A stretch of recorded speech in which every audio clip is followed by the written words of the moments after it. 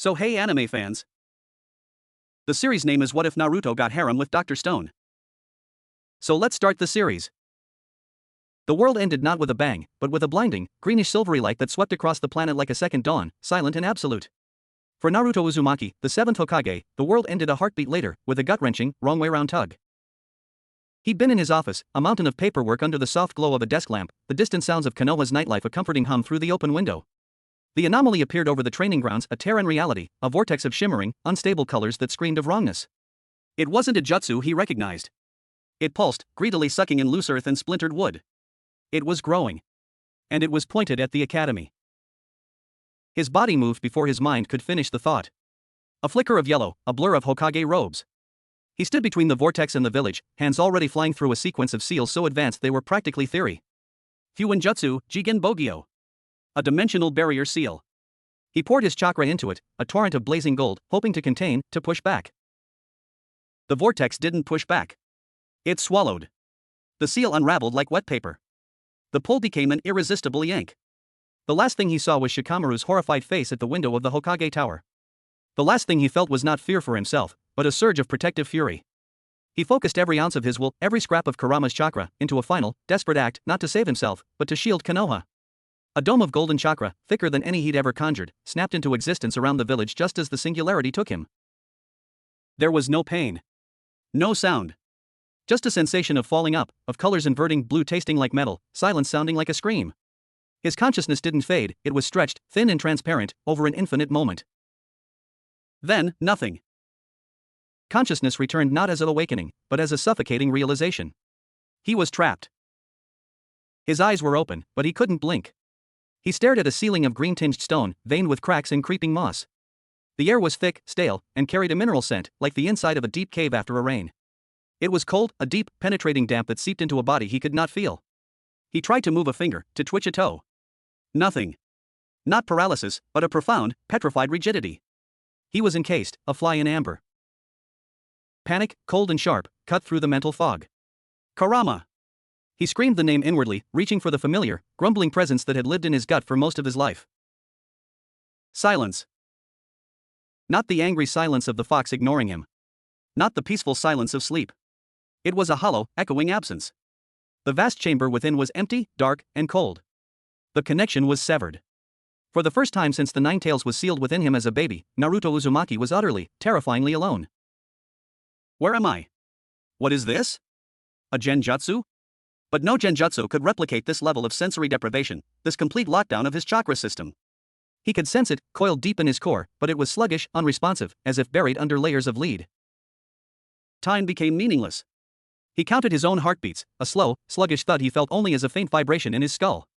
1,000. 10,000. He lost count. He saw only the stone canopy above. He heard only the occasional drip, drip, of water somewhere in the distance, and the faint rustle of wind through leaves. The smell of damp and decay was constant. Then, the first crack. It was a sound so small, yet in the absolute silence, it was a gunshot. A tiny, hairline fissure appeared in his peripheral vision, a jagged black line against the gray-green. Hope, wild and desperate, flared in his chest. He focused everything, his will, his memories, his longing for Ramen Ichiraku, for Hinata's smile, for Boruto's sarcastic grin, into a single, silent command: move. He felt it. A spark. Deep within his gut, where his chakra coiled, a tiny, stubborn flame sputtered to life. It was weak, guttering, but it was his. He fed it with his desperation, stoking it with the sheer, bull-headed stubbornness that had defined his life. The Uzumaki will. Crack. Another fissure, branching out. He felt a sensation, the first in an eternity, a pins and needles fire in his right forearm. The feeling was agony and ecstasy. He pushed harder, visualizing the chakra not as a cloak, but as a drill, a wedge, forcing its way out from the center of his being, fracturing the stone from within. Crack, crack, crack. The sound was a rapid staccato, a symphony of breaking. Webs of black lines raced across his field of vision. The world was a stained glass window of his own imprisonment, shattering. With a final, deafening crunch, the stone sheath exploded outward in a cloud of gray dust and sharp fragments. Naruto gasped, a raw, ragged sound that tore at his throat. He collapsed forward, his body hitting a soft, cool carpet of moss. He was naked, his Hokage robes and armor having disintegrated to nothing within the stone prison. The air hit his skin like a slap, cool, humid, alive. He sucked in breath after breath, each one a burning blessing. His muscles, atrophied from millennia of stillness, screamed in protest. He trembled violently, a newborn fawn on legs of jelly. Using his arms, he pushed himself up, his palms sinking into the damp moss. The world swam, colors too bright, sounds too sharp. He was in a clearing in a dense, primeval forest. The trees were monstrous, thick as houses, their trunks draped with curtains of vines and ghostly pale moss. The light filtering down was green and gold. And all around him, standing, sitting, lying in the moss, were people. Stone people. A woman frozen in mid-run, her face a mask of terror. A man clutching a stone child to his chest. A group huddled around the ashes of a campfire that had turned to coal dust. Dozens of them. A graveyard of silent statues, softened by centuries of lichen and climbing plants. What the hell? His voice was a dusty croak, unfamiliar to his own ears. A sudden movement to his right. Instinct, older than thought, took over. He tried to roll, to summon a clone, to do anything. His body betrayed him, seizing with a cramp. He could only flop onto his side, helpless, as a figure emerged from behind a giant stone figure of a man with glasses. It was a boy, maybe a few years younger than Naruto. Spiky, pale hair like ash. Sharp, intelligent eyes that were currently wide with a mixture of terror, awe, and a dawning, almost manic hope. He was dressed in skins and furs crudely stitched together, and he held a spear tipped with a sharp, black shard of obsidian. But he wasn't holding it like a weapon ready to strike. He was holding it like a walking stick, his knuckles white. The boy stared. His gaze swept over Naruto's naked form, the strange whisker-mark scars on his cheeks, the shock of bright blonde hair now matted with stone dust. He noted the way Naruto's muscles, though weak, were coiled with a potential density that seemed unnatural. "You," the boy whispered, his voice hushed with reverence and shock. "You broke free. Without nitric acid. Without the revival fluid formula. No chemical reaction, no external catalyst." He took a step closer, analytical curiosity overcoming his caution. "The fracturing pattern, it originated from your core and expanded radially. You moved the stone from within." Naruto blinked, trying to process the words. Nitric acid? Formula? He pushed himself up to a sitting position, wincing. "Where am I?" he managed, his throat less raw now. "Who are you? What happened to these people?" The boy Senku let out a short, sharp breath that wasn't quite a laugh. Straight to the big questions. Logical. "I am Senku. As for where you are, geographically, this is what was once the Kanto region of Japan. Temporally, it is currently the year 5738 of the Petrification Kingdom." Naruto stared. Japan? That was a name from the ancient histories, from before the shinobi villages. And 5738? Petrification Kingdom? Roughly 3,700 years ago, Senko continued, his words rapid and precise, a global event occurred. A wave of greenish light. Every human, every bird in the sky, every mammal on land turned to stone. Not dead. In a state of perfect biological suspension. The world went silent. Nature reclaimed everything. He gestured around the clearing. "I was revived by a natural process. I've been working to revive others, to rebuild human civilization from the Stone Age, using the power of science. And to find out who, or what, did this." Naruto's mind, trained for strategy and adaptation, fought to comprehend the scale. 3,700 years. Konoha was gone. Everyone he knew, were they dust? Or were they out there, frozen in stone? The thought of Hinata, Boruto, Himawari, Sasuke, Sakura, all as statues, was a physical pain in his chest. "I'm Naruto Uzumaki," he said, the name feeling fragile on his tongue. "I'm a shinobi. A Hokage, a leader. From Kanahagakure. This isn't my world." There was a tear. "I was pulled through." Saying it aloud made it sound insane. Senko's eyebrow shot up. Dimensional displacement. A wormhole or localized space-time rupture theory, superimposed on a global petrification event. The statistical probability is, he shook his head, a fierce, brilliant grin spreading across his face. "Forget probability. You're here. You're evidence. And you possess abilities that defy my current understanding of physics. You generated force from within a sealed mineral matrix. That's impossible. Therefore, my understanding is incomplete." He looked at Naruto not as a monster or a god, but as the most fascinating puzzle he'd ever encountered. "Naruto Uzumaki, how would you like to help me save humanity? We're building a kingdom of science. But we have enemies. A man named Tsukasa, he believes the old world was corrupt and is reviving only the young, pure of heart to build a new world. He sees science as a poison. He would see you as a demon." A shinobi's life was defined by conflict, by protecting the village. The village was gone. But the idea of a fight for the very future of humanity? To protect a new, fragile hope being built from nothing? That resonated in his bones, cutting through the grief and disorientation. He tried to stand. His legs shook, but held. He was regaining strength at an accelerated rate, his chakra system slowly warming up, knitting atrophied tissue and flushing out toxins. He looked at Senku, at the boy's keen, unflinching eyes. He saw no malice, only a blazing, pragmatic intelligence and a will as hard as diamond. "Believe it," Naruto said, forcing his trademark grin. It felt alien on his face, a ghost of his former self, but the sentiment was real. "I'm in. A world without people, that's a world without ramen. I can't allow that." The old joke fell flat, but the determination behind it was solid. Senku blinked, processed the ramen comment, and then snorted. "Ramen. A wheat-based noodle soup. We're currently at the boiled grubs and edible roots stage of civilization, but 10 billion% we'll get there." He tossed something at Naruto's feet. It was a roughly tanned hide, a loincloth. "But first, as you so practically noted, you need some pants. And then, you need to meet the others. And explain to me, in detail, what a shinobi is, and how you cracked a silica carbonate matrix with your mind." As Naruto fumbled with the unfamiliar garment, a cold, creeping wind snaked through the clearing. It carried a new sound from the depths of the ancient woods, a low, guttural moan that was neither human nor animal, a sound of profound emptiness and hunger. The stone statues around them seemed to watch, their blank eyes holding secrets of millennia of silent horror. Naruto paused, his senses, dulled from petrification, straining. He looked at Senku. "Your enemies. Are they the only thing out here?" Senku's grin faded slightly, replaced by a look of grim calculation. "Tsukasa and his followers are the immediate threat. But the thing that turned the world to stone, we call it the Y-Man. Its agents, or its creations, we've heard noises. Seen things that don't fit. Science hasn't classified them yet." He hefted his obsidian spear. "Come on. The kingdom of science is defensible. And now," he said, looking at Naruto with that blazing hope, "it has a new, unknown variable." Naruto Uzumaki, the seventh Hokage, stood in a world not his own, clad in animal skins, his greatest power silent within him. Before him was a scientist who rebuilt the world from scratch. Above him, a sky under which gods or monsters had turned humanity to stone. Around him, the ghosts of a dead age. He took a deep breath, the air thick with the scent of loam, decay, and the faint, metallic tang of ozone. The adventure was not over. It had simply changed worlds. He clenched his fist, feeling the faint, warm pulse of his chakra, a tiny, stubborn sun in the darkness of this stone age. "Lead the way, Senku," he said, his voice steady now. "Let's go save the world. Again. The kingdom of primitive wonders." The walk through the petrified forest was a silent, sensory assault. Every step Naruto took on the spongy, moss-covered ground sent shivers up his legs, not from fear, but from the sheer alienness of it all.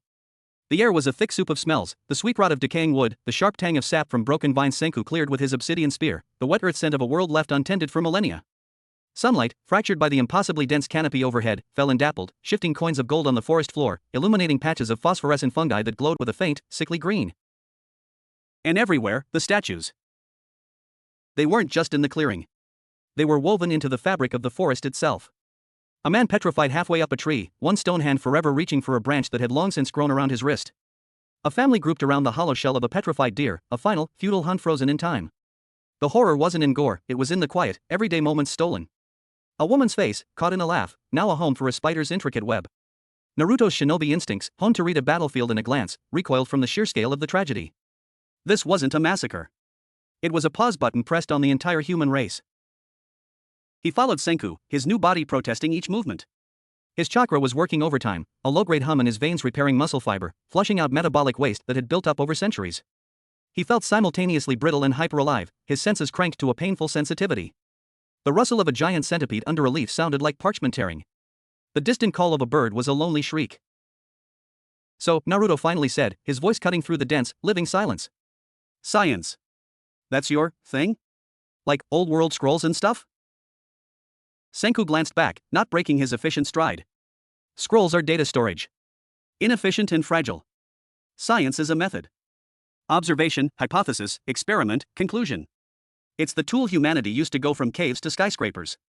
Now we're back in the caves, metaphorically speaking. So we use the tool again."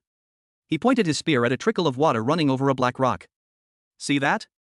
That's iron ore. With the right process, charcoal, a furnace made from clay, and a bellows that becomes metal. Metal becomes tools. Tools become civilization." Naruto stared at the unassuming, rusty streak. "You make swords out of dirt." 10 billion% correct. Senku said, a note of triumph in his voice. "It's all just rearranging the pieces the world gives you. You're breaking out of stone. That's a new piece. An impossible piece. My hypothesis is internal energy manipulation. Biologically generated force fields, maybe.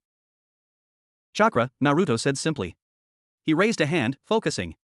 The familiar warmth pooled in his palm, but no blue glow appeared. Instead, the air above his skin shimmered, like heat haze off desert stone. A single, anemic leaf, drifting down from above, veered sharply away as if pushed by an invisible hand. The effort made his head pound, a sharp spike of pain behind his eyes. The natural energy here was raw and thin, tasteless, like trying to breathe at the top of a mountain. Senku stopped dead, his eyes locked on the shimmering air. He didn't speak for a full 10 seconds. Fascinating, he breathed. No visible radiation. Air displacement effect.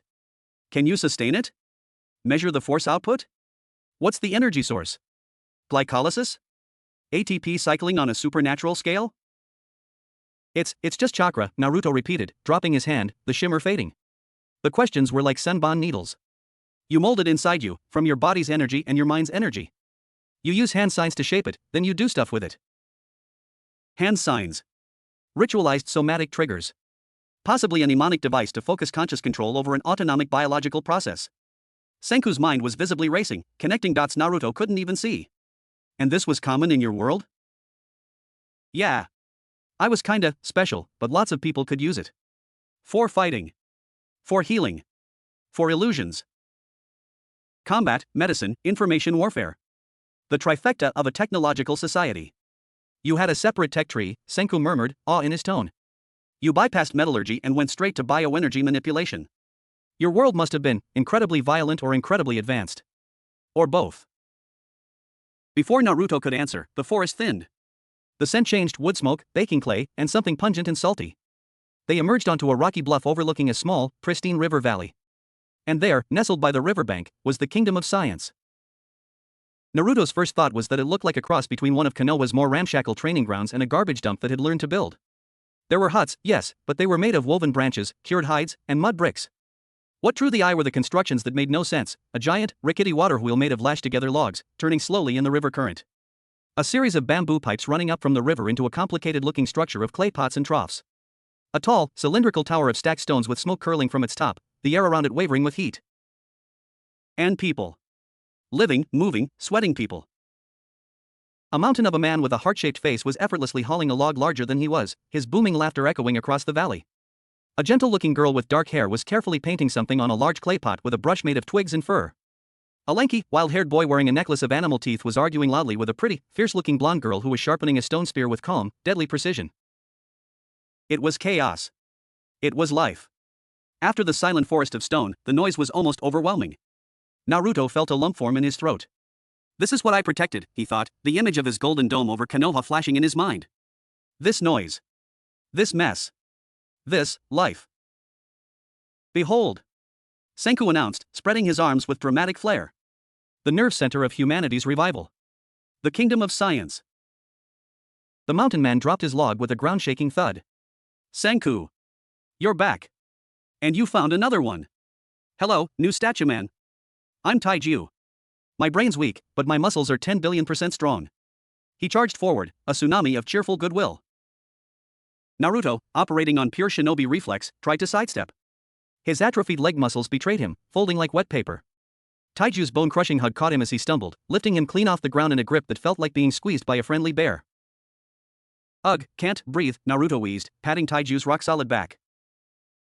Taiju. You're crushing our new strategic variable. Senku barked.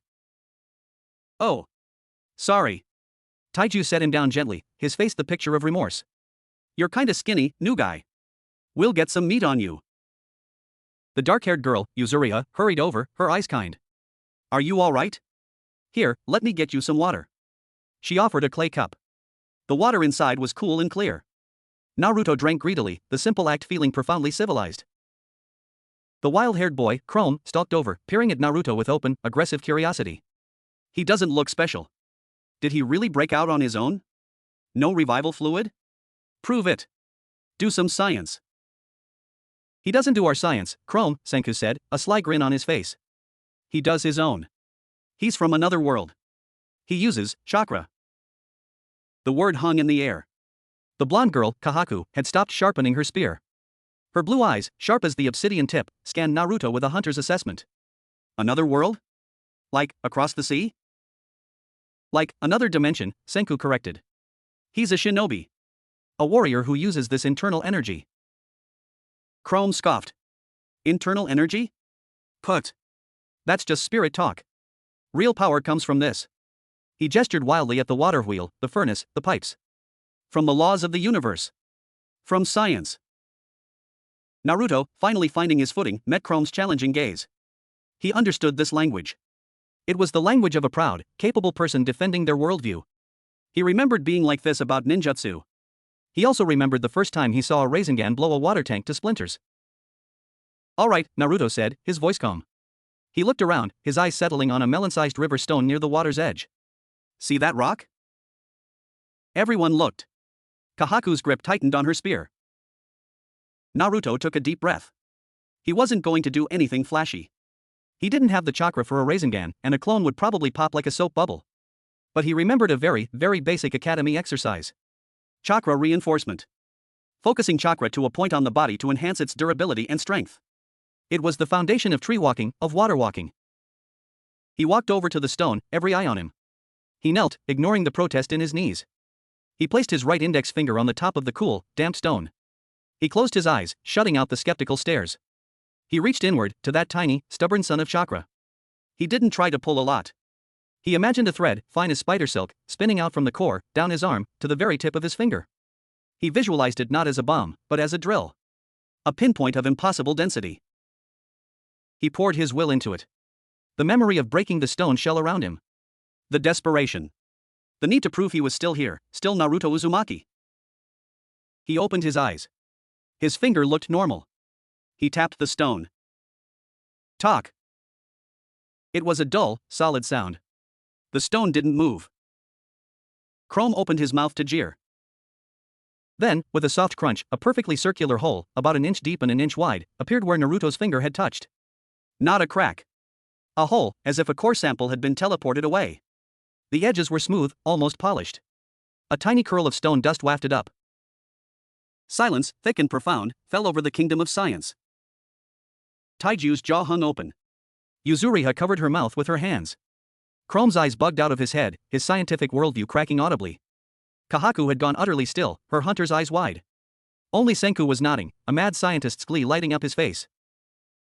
Frictionless penetration. Senku exclaimed, rushing forward to examine the hole. No heat discoloration, no lateral fracture lines. You applied unimaginable pressure to a microscopic point. The structural failure of the silicate bonds is clean, total. That's not strength. That's physics-defying focus. Naruto stood up, swaying slightly. The tiny effort had cost him more than it should have. The world tilted for a second. A strong, calloused hand shot out and steadied his elbow. It was Kahaku. She said nothing, but her grip was firm, her expression unreadable. He's weak, she observed bluntly, her voice low. His body is recovering. That trick took everything he had. Temporary limitation, Senku waved a hand, still obsessed with the stone. With proper nutrition and analysis of his energy system, we can optimize output. Do you see, Chrome? A new law. Chakra law. Chrome was still staring at the hole. He slowly walked over, poked his own finger into it, then looked at Naruto with something entirely new, not skepticism, but a blazing, competitive fire. Okay, that's a thing. That's a real thing. Can you teach me that law? Naruto managed a weak grin. It takes years, believe me. And a lot of getting thrown through walls. Later, by the central fire pit as the vast, star-choked sky of a world without light pollution emerged overhead, Naruto tried to explain. He talked about chakra natures, about jutsus, about the nine-tailed fox. They listened, Taiju with rapt wonder, Yuzuriha with gentle sympathy, Chrome with furious note-taking on a clay tablet, Kahaku with silent, watchful intensity. Senku interjected with scientific translations, so the nine-tails is a symbiotic, chakra-based megafauna. Wind nature is likely the conscious manipulation of air pressure differentials. As Naruto spoke of his lost home, his voice grew thick. He described the ramen stand, the Hokage monument, the training grounds. He was painting a picture of a ghost world for these people of the Stone Age. Kahaku, who had been quietly skewering a piece of meat on a stick, spoke without looking up. You fight to protect your village. Your Konoha. It's gone. But you're here now. She looked at him, her eyes reflecting the firelight. This, she gestured around the humble, bustling camp, is a village too. It's small. It's stupid sometimes. We argue about how to stack rocks. But we're alive. And Senku says we have enemies who want to snuff that out. She offered him the skewer, the meat sizzling and fragrant. So, will you fight for this village, shinobi? The question hung in the smoky air. Naruto looked at her, at Taiju's earnest face, at Chrome's stubborn scowl, at Yuzuriha's kind smile, at Senku's calculating, hopeful gaze. He saw not the advanced technology of Konoha, but the same defiant, messy, beautiful will to live. The same thing he'd always fought for. He took the skewer. The meat was gamey, tough, and delicious. Yeah, he said, around a mouthful. Believe it. That night, as he lay on a bed of furs under a lean-to, listening to the unfamiliar chorus of night insects and the deep snores of Taiju, the horror of the petrified world felt slightly further away. The adventure was terrifying, the loss immense. But he had a mission. A new village. And a strange, brilliant scientist who saw him not as a weapon or a demon, but as a fascinating new law of the universe. Somewhere in the dark woods beyond the river, the low, hungry moan echoed again, unanswered. The fight for the future had a new, unexpected soldier. And in Naruto's gut, in the deep, silent void, something stirred. Not a voice. Just a faint, familiar, fiery pulse. A single, sleeping ember, waiting for fuel. The crucible of clay and chakra. The kingdom of science, Naruto quickly learned, ran not on money or prestige, but on sweat and Senku's relentless, barking logic. His first week was a blur of agonizing adaptation, a crash course in survival that made even the bell test with Kakashi seem like a leisurely stroll. His body was the primary battleground. While his chakra system repaired him at a superhuman rate, his muscles screamed in protest at the primitive labor. Hauling water from the river in heavy clay pots made his shoulders burn with a deep, unfamiliar ache. Grinding grain between two stones left his palms blistered and raw. The food, tough, smoky meat, fibrous roots, and a flat, hard bread made from crushed acorns, was a far cry from Ichiraku's rich, savory broths. His stomach rebelled, clenching painfully. He missed ramen with a physical longing that was almost humorous in its intensity. Your caloric intake is insufficient for your metabolic rate, which is currently operating at approximately 250% of a baseline human, Senku diagnosed one morning, watching Naruto fail to lift a log Taiju had tossed aside like a twig. Senku was perched on a rock, sketching something in the dirt with a stick. You're burning energy just to heal and exist here. We need to increase your protein and complex carbohydrates. Chrome. The sulfa drug mold culture is progressing, but we need to prioritize the revival of the soybean field we mapped last autumn. 10 billion%. Chrome, who was trying to create fire arrows by wrapping resin-soaked moss around spear tips, grunted in acknowledgement. He still viewed Naruto with a mix of awe and intense rivalry. The humor was dark, situational, and born entirely from absurdity. Naruto, the man who had faced down gods and alien warlords, was being bested by a clay oven. It's about consistent heat distribution, muscle for brains. Chrome yelled, as Naruto's latest attempt at baking bread yielded a lump of charcoal that chimed like a bell when tapped. You can't just blast it with your weird spirit power. You have to understand the science of fire. I was trying to circulate hot air with a tiny wind release. Naruto shot back, poking the dismal loaf. It worked on a theoretical level. Your theory is as dense as this rock bread. Chrome fired a fire arrow, which fizzled out pathetically after 2 feet, into the river in frustration. Kahaku observed these exchanges from where she was stretching, her movements fluid and powerful. She said little, but her sharp eyes missed nothing. She was the kingdom's spear, its guardian, and she was assessing their new variable. One afternoon, after Naruto had slipped on a mossy rock and taken a spectacular, flailing dive into the river, she approached him as he sat dripping and dejected on the bank. Your body moves in bursts, she stated, not unkindly. You are strong, but it is a trapped strength. Like a spring wound too tight. You know how to explode, but not how to flow. She picked up a smooth, round stone from the riverbed. Watch. She didn't assume a fighting stance. She simply stood, her breathing evening out. Then, in a motion so swift it was a blur, her arm snapped forward. The stone shot from her hand, not with a wild throw, but with a terrifying, linear precision. It struck a knot on a distant tree trunk 30 meters away with a sharp crack, splitting the wood. Naruto's eyes widened. That was no ordinary throw. There was a technique to it, a full-body kinetics that reminded him of gentle fist fundamentals. You use your whole body as one weapon, she said. From the ground, up the legs, through the spine, out the arm. Your power is only in your arms. It is inefficient. You are wasting yourself. It was a fundamental shinobi lesson, one Irika and Kakashi had drilled into him years ago, don't waste motion. He'd mastered it with chakra, but in this new body, in this primitive context, he'd forgotten. The sheer physical struggle had made him clumsy. Can you teach me? He asked, water still dripping from his hair. She considered him. If you teach me how to not get tired. Your breathing. When you focus on your chakra, your breathing changes. It becomes deeper, slower. You recover faster after your little stone tapping trick. A trade. Knowledge for knowledge. It was the way of the shinobi, and the way of this new world. He nodded. Their training became a daily ritual. At dawn, before the others stirred, they met by the river. Kahaku taught him the movements of her people, a fluid, pragmatic style born of hunting giant boars and evading landslides. It was all economy of motion, reading the terrain, using leverage over brute force. She corrected his stance with sharp prods of her spear butt, her touch impersonal and professional. Your feet are too wide. You are a tree, easy to push over. Be a river stone. Low. Solid. In return, he taught her chakra control basics. Not to mold it, he couldn't sense any potential in her yet, and the very concept was alien, but the meditation, the breathing exercises that were its foundation. He taught her the leaf concentration exercise, having her try to stick a leaf to her forehead purely through focus and controlled breathing. She failed, repeatedly, her frustration manifesting in a tiny, fierce twitch of her eyebrow. But she kept trying. Her will was a tangible thing, as solid as the obsidian she wielded. One evening, Senku called a war council around the main fire. The mood was tense. Taiju's usual booming laughter was absent.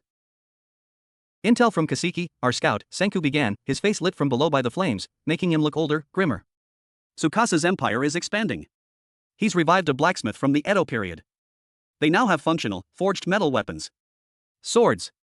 Spearheads. Our obsidian has a hardness advantage, but their weapons won't shatter on impact. A cold knot formed in Naruto's gut. Metal weapons changed everything. Obsidian was sharp but brittle. A good sword could break a spear, disarm a fighter, inflict deeper, deadlier wounds. He's also revived more fighters, Senku continued. His core philosophy is attractive to the strong. A world without the weak, without the corrupt old world's technology. He sees our science as the first step back to that corruption. We are his primary target. Kahaku's grip on her spear tightened. We have the river, the cliffs. We can defend. We can delay, Senku corrected. But to win, we need an edge. Or a lot of edges. He turned his gaze to Naruto. Your chakra. Offensive applications. What's the simplest, most efficient combat technique you have? Naruto thought. The Rasengan was out, immensely complex, a huge chakra drain. Clone techniques were currently unsustainable. Wind release, great breakthrough, required more control than he could muster in his weakened state. The basic substitution, Naruto said slowly. And body flicker. They're not offensive. They're evasion, movement. Show me. Naruto stood. He picked up a gourd from near the fire. He walked 20 paces away, placed it on a stump. That's the target. Hit it.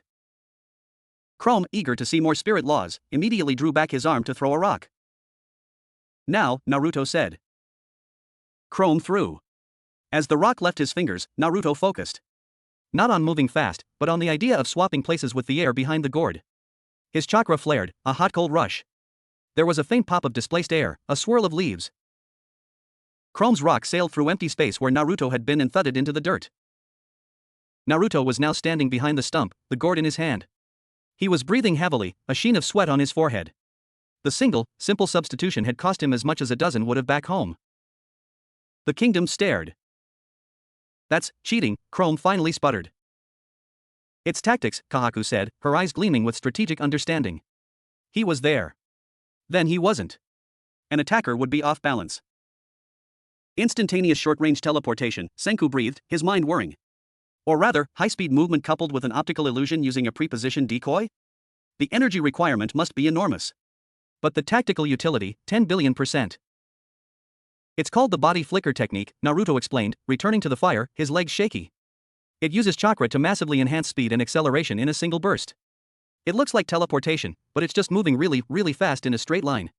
A substitution is a variant, using it to swap with an object. Can you teach others to do this? Senku asked, the wheels turning. No. Not without chakra. It's not a skill, it's a power. Like, being able to see far, or lift a boulder. Some people have it, most don't. He saw the disappointment flash in Chrome's eyes, the calculating acceptance in Senku's. But, Naruto added, knowing it exists changes how you fight. You can set traps for it. Predict it. And I can use it. For reconnaissance, Kahaku said immediately. You could get close to their camp, closer than any of us. That's the idea, Senku nodded. But first, you need to be able to do it more than once without passing out. And we need to give you something you can use offensively.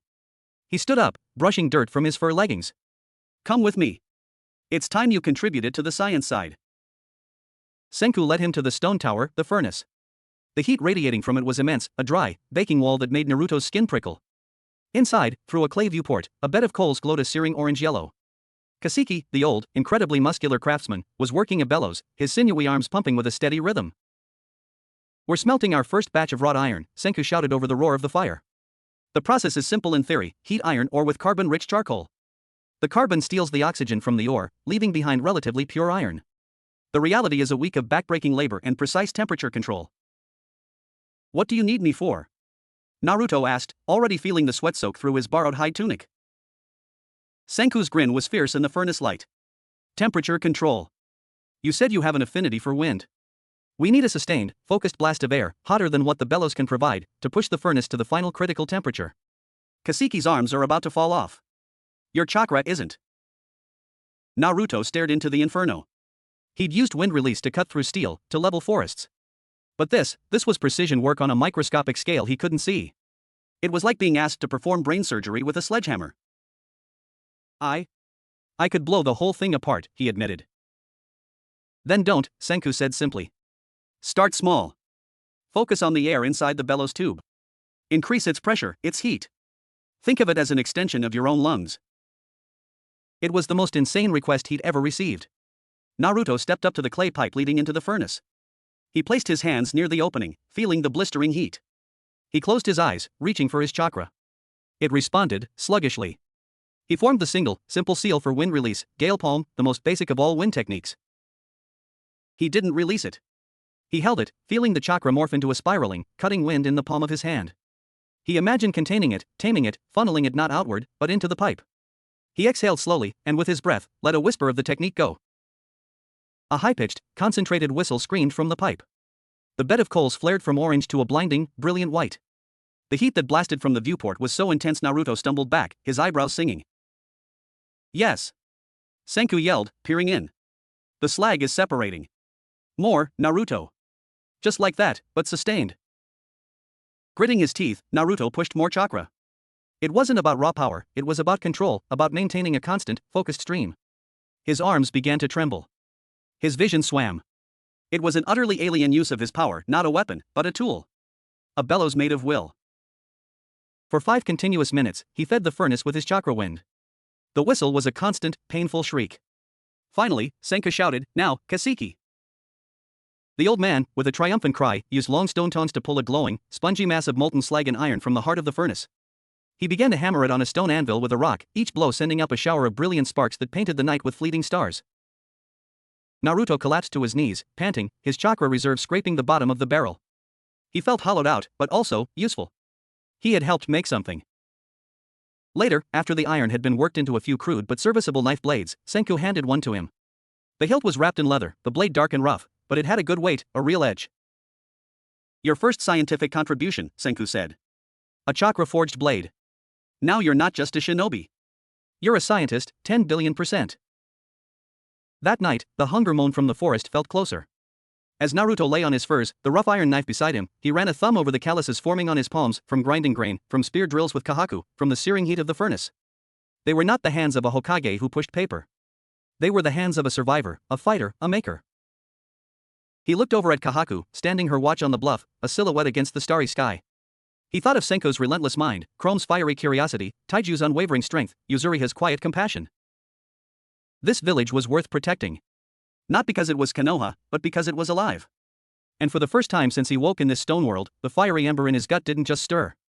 It pulsed, once, warmly, as if in approval. The crucible of this primitive world was remaking him. Not into a weaker shadow of his former self, but into something new. A shinobi of the Stone Age. And he was just beginning to learn what that meant.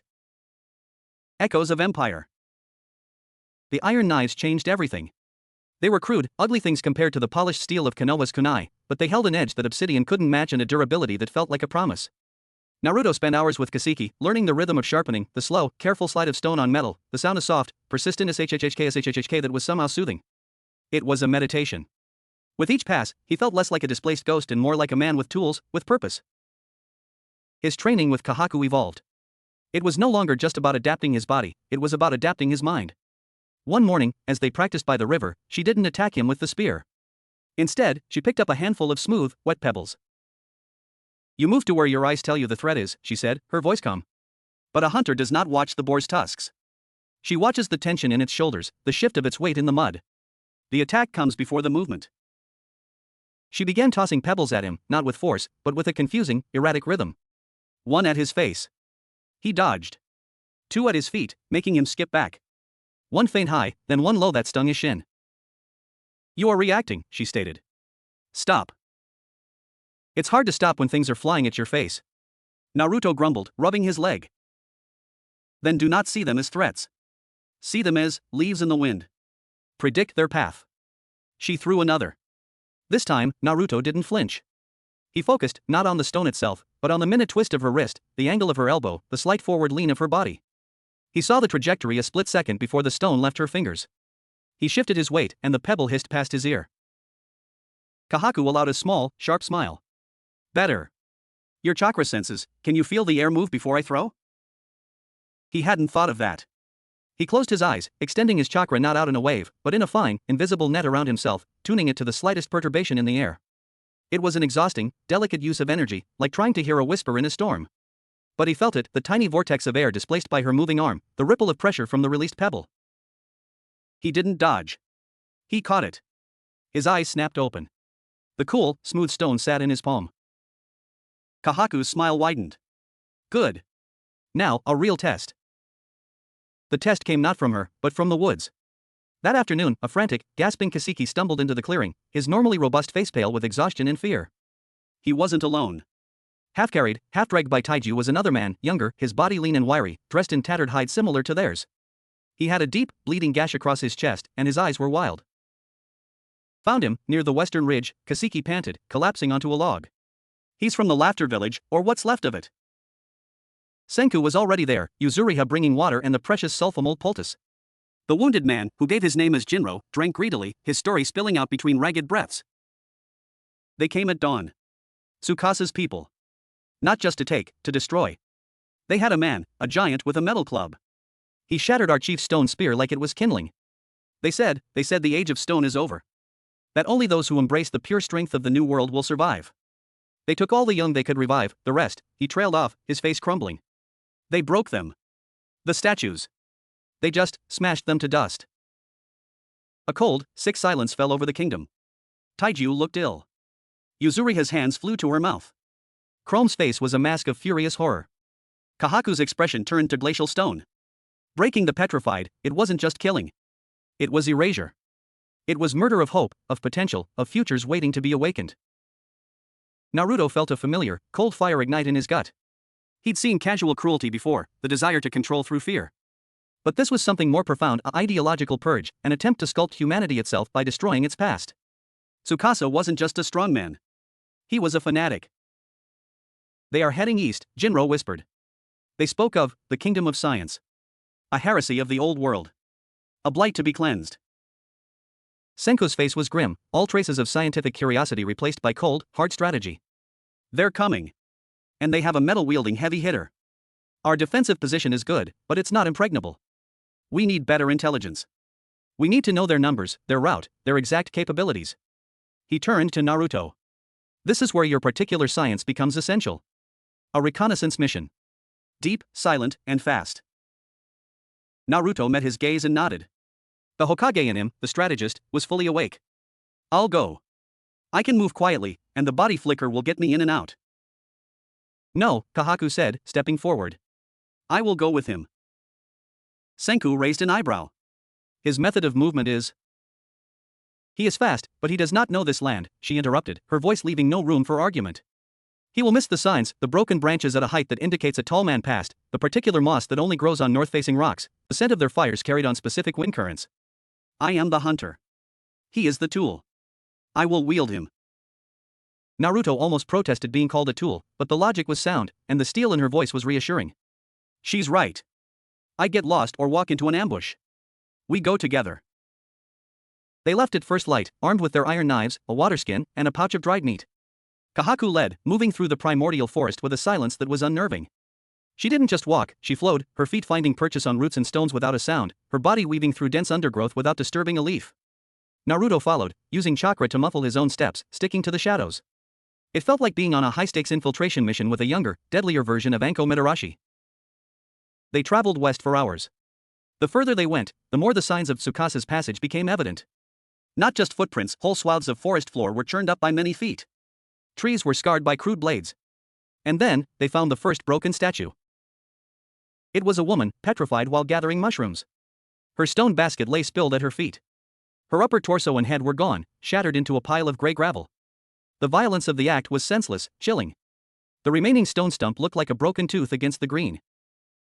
Kahaku stopped, her knuckles white on her spear. She said nothing, but Naruto saw the rigid line of her back, the minute tremor in her shoulders. He placed a hand on her arm, a gesture of solidarity. She didn't pull away, but the tension didn't leave her. "They are monsters," she whispered, the words barely audible. "Yeah," Naruto agreed, his voice low and hard. "But monsters can be beaten. We just need to know how." They found the main camp as the sun began its descent, painting the sky in hues of blood and ochre. It was nestled in a rocky basin, a place of natural defense. Naruto counted 20, maybe 30 people moving about, all young, all strong-looking. They had real fires, real metal pots. The centerpiece of the camp was a massive anvil, where a burly man with a wild beard was hammering at a sword blade. And standing on a promontory, overlooking it all, was a man who could only beat Tsukasa. Even from a distance, Tsukasa's presence was palpable. He was tall, his physique sculpted to perfection, not with the bulk of a bodybuilder but with the dense, functional power of a panther. He wore simple hides, but his aura was one of absolute, unshakable authority. He watched his followers, his expression serene, like a shepherd watching a docile flock. It was the calm of absolute conviction. And then Naruto saw the giant. He was a mountain of muscle, easily Taiju's size but with a colder, more brutal demeanor. He practiced nearby, swinging a massive, crude mace made of a single, thick piece of forged metal wrapped around a tree trunk. He was practicing not on a dummy, but on a petrified tree. With a grunt, he swung. The mace connected with a deafening crack thud, and the stone trunk sheared in two, the top half crashing to the ground in a cloud of dust. The giant, whose name they heard called Hyoga, smiled, a thin, cruel expression. "Defense assessment," Kahaku breathed, her hunter's mind working. "The rocky entrance funnels attackers. Archers could be positioned on those ledges. Hyoga is the breaker of walls and formations. Tsukasa is the center. He does not need to move to command." Naruto's shinobi mind was analyzing too. Hyoga was a classic heavy weapons user, immense power, likely slow. Tsukasa was the unknown variable. His posture, the way he held himself, spoke of a combatant's economy. He wasn't just a philosopher king, he was a warrior king.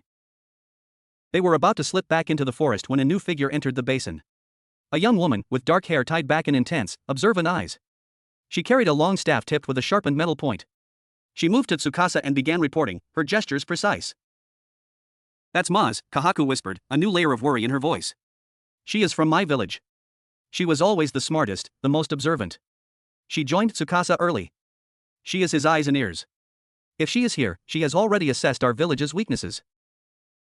As Maz spoke, Tsukasa's gaze lifted from her, not to the sky, but seemingly directly toward their hiding spot in the dense foliage across the basin. Naruto froze, pushing his chakra down, becoming part of the tree, the shadow. Tsukasa's eyes were a piercing, calm blue. He didn't stare. He simply scanned, and for a heartbeat, Naruto felt seen, not physically, but conceptually, as if his very presence as an anomaly had been noted. Then Tsukasa looked away, nodding at something Maz said. "We need to go." Now, Naruto murmured, a primal shiver running down his spine. That was not the gaze of a mere strongman. That was the gaze of a predator who had just scented unfamiliar prey on the wind. Their retreat was faster, driven by a newfound urgency. They were a mile from the camp when the trap was sprung. It wasn't an ambush of men. It was a pit. A deep, narrow hole covered with a fragile lattice of branches and leaves. Kahaku, in the lead, fell through with a startled yelp. Naruto, right behind her, lunged forward on instinct, his hand snapping out to grab her wrist. He caught her, her weight nearly pulling him in. He dug his feet into the soft earth, muscles straining. "Don't move. There are spikes." Kahaku hissed, looking down into the dark pit. Below, sharpened, fire-hardened wooden stakes glinted. Naruto's mind raced. He couldn't pull her up with pure strength from this angle. A substitution was impossible, no object to swap with. The body flicker required a solid platform to push off from. Then, from the trees around them, three figures melted into view. They were young men from Tsukasa's camp, armed with stone-tipped spears. They didn't look bloodthirsty, they looked dutiful, cold. Maz's trap. She had predicted the path of reconnaissance. "The science heretic and the traitor hunter," one said, his voice flat. "You will come with us. Or you will die here." Naruto, holding Kahaku's weight, his body stretched taut, met the speaker's eyes. The cold fire in his gut roared. He was vulnerable, but he was not helpless. He still had one hand free. Kahaku, he said, his voice low and calm. On my count, tuck your legs up. High as you can. She didn't question. She gave a sharp nod. You are in no position to give orders, the lead spearman said, taking a step closer. 3, Naruto said, ignoring him. 2. He focused his chakra into his free hand, not for a wind release, but for raw, concussive force. The most basic of all shinobi arts, a chakra-enhanced strike. 1. As the spearman lunged, Naruto slammed his palm into the ground beside the pit. Not a punch, but an open-handed stamp. 2. The earth erupted. A shockwave of force and dirt exploded outward. The lattice covering the pit disintegrated. The spearmen were thrown off their feet, tumbling back with shouts of surprise. The pit's edge crumbled. And Kahaku, having tucked her knees to her chest, was now level with the collapsing rim. In that split second of chaotic freedom, she acted. She didn't try to climb Naruto's arm. Instead, she used his anchored body as a pivot, swinging her legs up and out in a breathtaking display of acrobatic strength, flipping herself up and over the crumbling edge to land in a crotch beside him. Naruto, his chakra spent from the blast, released her wrist and stood, breathing heavily. The 3 spearmen were scrambling up, anger replacing cold duty. Run, Kahaku said, grabbing his arm. We have what we came for. Do not fight here. Naruto nodded. As the lead spearman charged again, Naruto formed a single seal. A puff of smoke, and 3 flickering, translucent shadow clones popped into existence. They were pathetic things, wobbling and semi-transparent, but they rushed the spearman with silent, ghostly screams, buying 2 precious seconds of confusion. That was all they needed. Kahaku pulled Naruto into the dense undergrowth, and they vanished, not with a body flicker, but with the sheer, desperate speed of prey who knew the hunter was now awake and coming. They didn't stop until they reached the safety of the river, the familiar sounds of the kingdom's water wheel, a sweet melody of home. They collapsed on the bank, gasping, coated in sweat and dirt. They're coming, Naruto finally said, stating the obvious that hung between them like a storm cloud. Yes, Kahaku said, looking at the iron knife in her hand, then at Naruto. And they have a hunter who thinks like me, and a leader who sees more than he should. And we have a shinobi who can break the earth with his hand. She looked at him, her fierce eyes holding his. It will have to be enough. As night fell, the usual hungry moan from the forest was drowned out by a new sound, carried on the western wind, the rhythmic, distant clang of a hammer on metal, a steady, grim heartbeat heralding war. Of brews and battle plans. The atmosphere in the kingdom of science curdled from productive tension to grim resolve. The intelligence Naruto and Kahaku brought back was a bucket of icy water dumped on their fledgling civilization. Tsukasa wasn't just a strong man with a philosophy, he was a tactical force with a metal-wielding wrecking ball and a shrewd strategist in Maz. The image of the shattered statue hung in the air, a silent specter at their council. Senko's response was not despair, but a furious, focused energy. He became a whirlwind of calculation, his mind whirring like the water wheel he'd built. Hyoga is the immediate physical threat, Senku declared, scratching diagrams into the hard-packed earth of the central clearing with a sharp stick. He drew a crude representation of their village, the river, the cliffs. He's a siege engine. He will aim to break our defensive formations, our barricades, our morale. Direct confrontation with Taiju is possible, but Hyoga's weapon gives him a reach and destructive advantage. Obsidian spears will shatter against that mace. Our iron knives are too short. So we don't let him get close, Kahaku stated, her eyes on the diagram as if it were a living battlefield. We use the terrain. Funnel him into the river gorge. The rocks are slippery. His size and weapon will be a hindrance. And then what? Poke him with our little knives? Chrome snapped, frustration boiling over. He'd been laboring on his fire arrows, but they were still pathetic, sputtering things. The gap between their primitive science and Tsukasa's stolen metal felt like a chasm. We need our own big weapon. A science weapon. Senku's stick paused. He looked up, not at Chrome, but at the clay distillation apparatus, the still they'd built for making revival fluid. His gaze was distant, calculating. A big weapon. You're right, Chrome. But metalworking takes time we don't have. We need something we can make now, with the resources here. Something that doesn't rely on sharpness or hardness. He looked at Naruto. You created concussive force with your strike. Can you do it at a distance? Naruto, still feeling the drain from the earth-shattering palm strike, shook his head. Not without wind release, and that's imprecise. It's a wide blast. I could knock him down, but I'd also knock down Taiju and anyone else near him. Then we need a different kind of force, Senku murmured. He stood up abruptly. Kaseki. We're repurposing the sulfur collection. We're not just making gunpowder for mining anymore. We're making bombs. The word sent a jolt through the group. Bombs. It was an old-world concept, terrifying in its simplicity. Gunpowder is weak, Chrome argued, but there was a spark in his eyes now. We tested it. It fizzes. It doesn't bang. Because our mixture is off, and our containment is pathetic, Senku fired back, already striding towards the lab hut. Charcoal, sulfur, saltpeter. The ratios are everything. And we've been using dried gourds. We need something stronger. Something that directs the force. He glanced at the clay pots used for water storage. We need pottery bombs. Shaped charges. The next 3 days were a blur of smoke, foul smells, and controlled panic. The kingdom became a frantic workshop.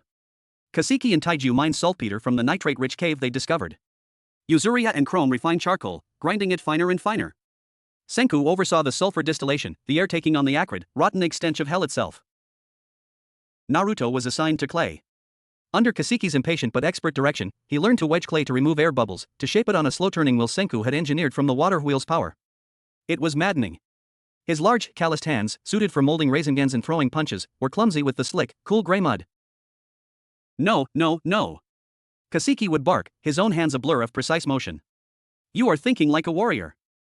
Think like a pot. Smooth. Even. The wall must be thick enough to contain, but not so thick it dampens the explosion. It is a balance. The science of ceramics. Naruto's 10th attempt collapsed in on itself, a sad, soggy lump. He growled in frustration, flinging the clay back into the slurry bucket. This is impossible. I'm a shinobi, not a potter. From nearby, where she was weaving tight lids from river reeds, Kahaku spoke without looking up. A shinobi uses what is at hand. You said this yourself. Is clay not at hand? Or is the great warrior defeated by dirt? Her words, delivered with her typical bluntness, stung worse than Kaseki's. He glared at her, but she met his gaze calmly. He saw no mockery, only a challenge. He took a deep breath, plunged his hands back into the cool slurry, and started again. This time, he didn't think of it as pottery. He thought of it as a seal. An explosive tag needed a precise paper and ink pattern to focus the chakra. This clay pot was the same. Its shape was the seal. Its thickness was the chakra capacity. He focused his will, not on brute strength, but on a delicate, unwavering control. His next pot was lopsided. But it held. The one after was better. Meanwhile, Senku and Chrome worked on the powder. They built a mixing drum from a hollow log. The process was terrifying. One wrong spark, and their entire scientific progress would be blown to splinters. They worked with wet materials, grinding and mixing with wooden tools, far from any open flame. The first test was conducted in a secluded, rocky hollow. They placed a small amount of the black powder in one of Naruto's less lopsided pots, sealed it with one of Yuzuriha's plugs and a clay cap, and ran a fuse of twisted, resin-soaked plant fiber. They all hid behind a large boulder. Senku, with a mad gleam in his eye, lit the fuse with an ember from a clay pot. It sizzled. They held their breath. Foom. The sound was less a bang and more a wet, robust cough. The clay pot ruptured, but without fury. Shards pattered against the far rock face. A cloud of white smoke, smelling sharply of sulfur and something else, drifted up. Chrome's face fell. See? It's a dud. A fancy firecracker. But Senku was already scrambling out, waving the smoke away. He examined the shards, the scorch marks. No. Look. The fracture pattern. The force was directed, mostly outward. The mixture is closer. The containment was flawed. The clay was too porous, and the seal was weak. He turned, his eyes landing on Naruto. We need perfect pottery. And we need a better sealant than wet clay. Naruto stared at the shattered remains of his pot. Perfection. In Konoha, explosive tags were mass-produced by sealing experts. Here, he had to be the expert. The weight of it settled on him. Their primary weapon against a metal giant rested on his ability to make a good pot. That night, he didn't sleep. By the light of the moon, he sat at the riverbank with a new lump of clay. He worked silently, his movements slow, deliberate. He wasn't just shaping. He was feeling. He pushed a tiny, almost imperceptible thread of chakra into the clay itself, not to harden it, but to sense its consistency, its weak points, the tiny air bubbles his fingers missed. It was an absurd, minute use of his power, but it worked. The clay became an extension of his senses. As dawn broke, he presented the pot to Kaseki. It was not beautiful, but it was symmetrical. The walls were even. It felt solid, dense. Kaseki took it, turned it over in his hands, tapped it with a knuckle. It gave a clear, ringing talk. The old craftsman's eyes widened. He looked from the pot to Naruto's exhausted, dirt-smeared face. He gave a slow, approving nod. Poof. Now you are thinking like a pot. The sealant problem was solved by accident. Yuzuriha, while trying to create a waterproof adhesive for the huts, had been experimenting with tree saps and pine resin. She produced a thick, sticky, amber-colored goop that hardened like rock. It's too brittle for adhesive, she said apologetically. Brittle is perfect. Senku exclaimed. For a bomb seal, we want it to shatter. It will create fragmentation. He took the resin, mixed it with finely ground charcoal dust to reduce its transparency, and created a black, tar-like sealant. The final test was at dusk.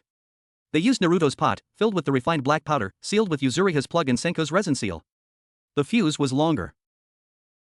This time, when Senku lit it, the sizzle sounded angrier. They crouched behind the boulder. The fuse burned down and vanished into the resin seal. For a second, nothing. Then, kaboom! The sound was a physical punch to the chest, a deep, percussive crump that echoed off the rocks and sent a flock of unseen birds shrieking into the twilight. The clay pot ceased to exist. In its place was a blossoming fireball of orange and black, followed by a shockwave that kicked dust and pebbles against their protective boulder. Shards of pottery and resin whistled through the air, embedding themselves in the soft earth with vicious thwips. Silence, ringing and profound, followed the echo. Slowly, they stood. A crater, small but definitive, smoked in the hollow. The smell was acrid, metallic, and profoundly new to this ancient world. Chrome was the first to speak, his voice a whisper of pure awe. We did it. We made thunder. Taiju whooped, grabbing a stunned Yuzuriha in a hug. Kaseki cackled, slapping his knee. Kahaku looked from the crater to the bomb-making materials, her expression unreadable. Senku was already analyzing. Blast radius approximately 3 meters. Significant fragmentation. Lethal. Hyoga's mace has a reach of, 4 meters? We need delivery systems. Throwing them is too dangerous, too short range. Trebuchet, Chrome said immediately, the word strange on his tongue. A big lever. We can build one from logs. Launch the bombs over our defenses, into their formations. Too slow to reload. Too inaccurate, Senku countered. We need something a single person can use, accurately, at medium range. He looked at Kahaku. You are our best thrower. Kahaku hefted one of the finished bombs, a sinister black sphere about the size of a grapefruit, with a fuse protruding like a stubby tail. It was heavy. The weight is wrong for my throwing style. And lighting the fuse, it gives away the throw. Naruto stared at the bomb, then at the iron knife at his belt. An idea, bizarre and reckless, formed in his mind. It was a fusion of two worlds, a terrible, beautiful synergy. What if, he said slowly, we don't throw the bomb? They all looked at him. He picked up a bomb. What if we throw this? He held up his iron knife, with the bomb attached to it. Not lit. We make it so the impact lights the fuse. Or better, the impact is the fuse. Senko's eyes lit up with infernal understanding. A percussion detonator. The science is complex, but, for a crude, single-use impact weapon, we could use a friction primer. A vial of sensitive compound inside the bomb, connected to a weight on a pin. When the knife hits, the weight drives the pin into the compound. He was already sketching in the dirt. It's unreliable. It might not go off. It might go off in your hand. Then we don't hold it in our hand, Naruto said, a wild, desperate grin forming. We use a different delivery system. One that gives it speed and force without us being near it. He looked at Senku. You made a bellows for the furnace using my wind. What if we make a tube? A metal tube. We pack the powder behind the knife bomb. We use a small, controlled explosion to shoot it out. Like a very loud, very deadly spear thrower. The clearing went utterly silent as they processed the concept. It was insane. It was primitive rocketry meets shinobi tool usage. A cannon, Senku breathed, the word sacred and terrifying. A hand cannon. The metallurgy, we don't have the skill for a safe barrel. It would blow up in the user's face. We don't need a metal barrel, Naruto said, his mind racing now. We need a one-shot tube. Bamboo. Thick, green bamboo. It only has to hold together for one blast. We lash it to a log for stability. We point it. We light the powder charge at the back, and it fires the knife bomb. Chrome's jaw hung open. A bamboo thunder spear? A shinobi launcher, Naruto named it, the absurdity of it making his grin wider. It's stupid. It's dangerous. It's probably going to fail. Senku looked from Naruto's determined face to the smoking crater, to the bamboo growing thick by the river. His own fierce, crazy smile matched Naruto's. 10 billion% chance of catastrophic failure, he agreed. But if it works, it changes the battlefield. We'll need to test. Immediately. We have maybe 2 days before Tsukasa's scouts find us. As they dispersed to gather materials, the horror of the coming battle was momentarily overshadowed by the thrilling, terrifying prospect of their creation. They were no longer just defending. They were innovating. They were bringing a violence to the stone world that it had never seen. Naruto looked at the black, resin-sealed bomb in his hand. It was cold and heavy. He thought of Hyoga's mace, of the shattered statue. This was not a shinobi's tool. It was something cruder, louder, born of desperation and science. But it was their will made solid. And he would wield it. The kingdom of science was no longer just making pots and bread. They were brewing thunder, and forging a plan to turn the tide of a war with bamboo and willpower. First thunder. The air in the kingdom of science tasted of impending rain and raw panic. It was no longer a matter of if but when. Kaseki, scouting the high ridges, returned at a dead run, his face gray. Tsukasa's vanguard, a group of 6 including Hyoga and Maz, had been sighted a half-day's march away, moving with purposeful speed. They weren't hiding their approach. It was a statement. The calm that descended was more terrifying than the chaos of preparation. It was the quiet of a sprung trap, of breaths held before the plunge. Naruto found himself falling into the old, cold rhythm of a shinobi before a mission. He checked his gear, iron knife, 3 fragile pottery bombs with impact fuses, a last-minute, terrifying innovation, a coil of sturdy vine rope. His hands, still rough from clay, moved with automatic precision. He sought out Kahaku. She was on the southern bluff, the one with the clearest view of the approaching path. She wasn't pacing. She was utterly still, a statue of flesh in focus, her eyes scanning the sea of green. He stood beside her, not speaking, sharing the watch. The wind here was stronger, carrying the damp, mineral scent of the storm gathering behind them. They will come at dusk, she said, her voice barely a murmur. The light will be low, in their eyes as they approach from the west. It is a hunter's time. Good, Naruto replied. We have flash powder charges ready. Senku's idea. Blind them at the key moment. She finally glanced at him, her gaze evaluating. You are calm. I've done this before, he said, and the simple truth of it was a rock in the swirling stream of his anxiety. Not this, bamboo and bombs. But the waiting. The knowing. He looked at her. You are too. I have hunted beasts that could trample me. This is no different. But the tightness around her eyes betrayed her. This beast had a mind, a cruel purpose. Stay close to Taiju when Hyoga engages, Naruto instructed, the Hokage voice surfacing. Hyoga will go for the biggest threat first. You and Taiju together can harry him, use your speed. Don't let him swing freely. She gave a sharp nod. And you? I have a date with their commander. And their strategist. He patted the heavy, awkward bundle at his feet, the shinobi launcher. It was a monstrosity, a 6-foot section of the thickest, greenest bamboo they could find, bound with wet leather strips to a heavy log for stability. The front end was tapered slightly, a crude muzzle. The back had a small touch hole drilled into a packed chamber of black powder, leading to the main charge behind the knife bomb projectile. It looked like a child's idea of a weapon, a thing that screamed backfire. Senku joined them, his face smudged with soot and a feverish light in his eyes. Theoretical effective range is 50 meters. Accuracy is laughable. The bamboo may shatter. The knife may tumble. The impact fuse has a 30% chance of detonating on launch. But, he added, clapping a hand on the crude weapon, if it flies true and hits within 5 meters of a target, the fragmentation will be devastating. Psychological impact, incalculable. So, don't miss, Naruto said dryly. 10 billion%, Senku agreed with a grim smile. Positioning is key. You need high ground, clear line of sight, and an escape route. The cliff above the river gorge. After you fire, they will come for you. You'll have to vanish. Naruto hefted the launcher. It was heavier than it looked. I vanished from trickier spots. As the afternoon sun began to bleed into the horizon, the kingdom mobilized. Non-combatants, Yuzuriha and a few other recently revived, were hidden in a cave system at the rear of the settlement, its entrance camouflaged. Taiju took position at the narrowest point of the river gorge, the main entry, a massive stone maul in his hands.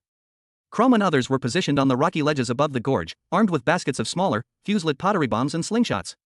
Senku manned the central command post, a protected nook with a view of the entire battlefield, ready to light the flash powder charges with a focused lens when the signal came. Naruto, with Kahaku covering his ascent, scaled the cliff opposite Senku's position. It gave him a sweeping view of the gorge entrance and the forest beyond. He wedged the logstock of the launcher between 2 rocks, angling the bamboo barrel down toward the gorge mouth. He loaded the projectile with trembling hands, first the packed powder charged down the muzzle, then a wad of moss, then the knife bomb, its iron blade pointing forward, its sinister black resin sphere nestled behind. He used a long, thin stick to push a measure of fine, sensitive primer powder into the touch hole at the rear. One spark there would ignite the main charge. He crouched behind the rocks, a smoking ember from a protected firepot at his side. He was a sniper with a weapon that belonged in a museum of catastrophic failures.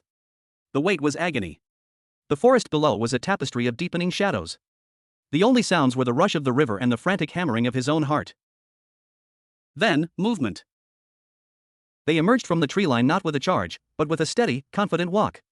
Hyuga led, his metal mace resting on his shoulder, his presence a dark blot against the green. Beside him walked Maz, her staff tapping the ground lightly, her head constantly turning, absorbing everything. 4 other warriors fanned out behind them. And at the rear, calm as a mountain, was Tsukasa. He didn't wear armor. He didn't need to. He surveyed the gorge, the cliffs, the water wheel in the distance, with the detached interest of a botanist examining a new species. Taiju stepped into view at the gorge mouth, his maul held ready. "That's far enough," he bellowed, his voice echoing off the stone walls. "Turn back." Hyuga didn't break stride. He spoke, his voice a gravelly rumble. "The strong do not turn back. They go through." He hefted his mace. Now, Naruto thought. From his ledge, Senku caught the last rays of the sun with his lens, focusing them onto the first flash powder charge hidden among the rocks at the gorge entrance. Thwomp! A silent, blinding flash of pure white light erupted, swallowing Hyuga and the front ranks.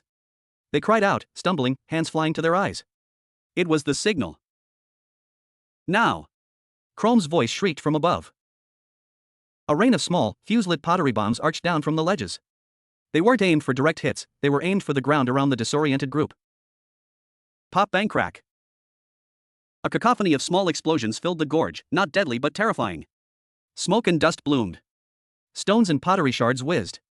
The 4 rear warriors flinched, ducking. Maz shielded her eyes, her head snapping left and right, assessing the source of the attacks. Tsukasa merely took a step back, his eyes narrowed against the glare, his face still serene. Hyuga roared through the blindness, swinging his mace in a furious, sweeping arc. It connected with the gorge wall, shearing off a slab of rock with a deafening crunch. "Taiju, go!" Kahaku's voice rang out as she leaped down from her own hiding spot, spear aimed not at Hyuga, but at his legs, a distraction. Taiju charged, meeting Hyuga's next blind swing with his stone maul. The impact was a sound of pure, brutal physics, clang shatter. Taiju's maul exploded into fragments, but the force of his charge and the shock drove Hyuga back a step, buying time for his vision to clear. Naruto's focus narrowed to a tunnel. The battlefield was chaos, but his target was clear. Not Hyuga. Not the warriors. Maz. She was the eyes. She was already pointing up at Chrome's position, shouting orders to the recovering warriors. Take her out, blind Tsukasa's tactics.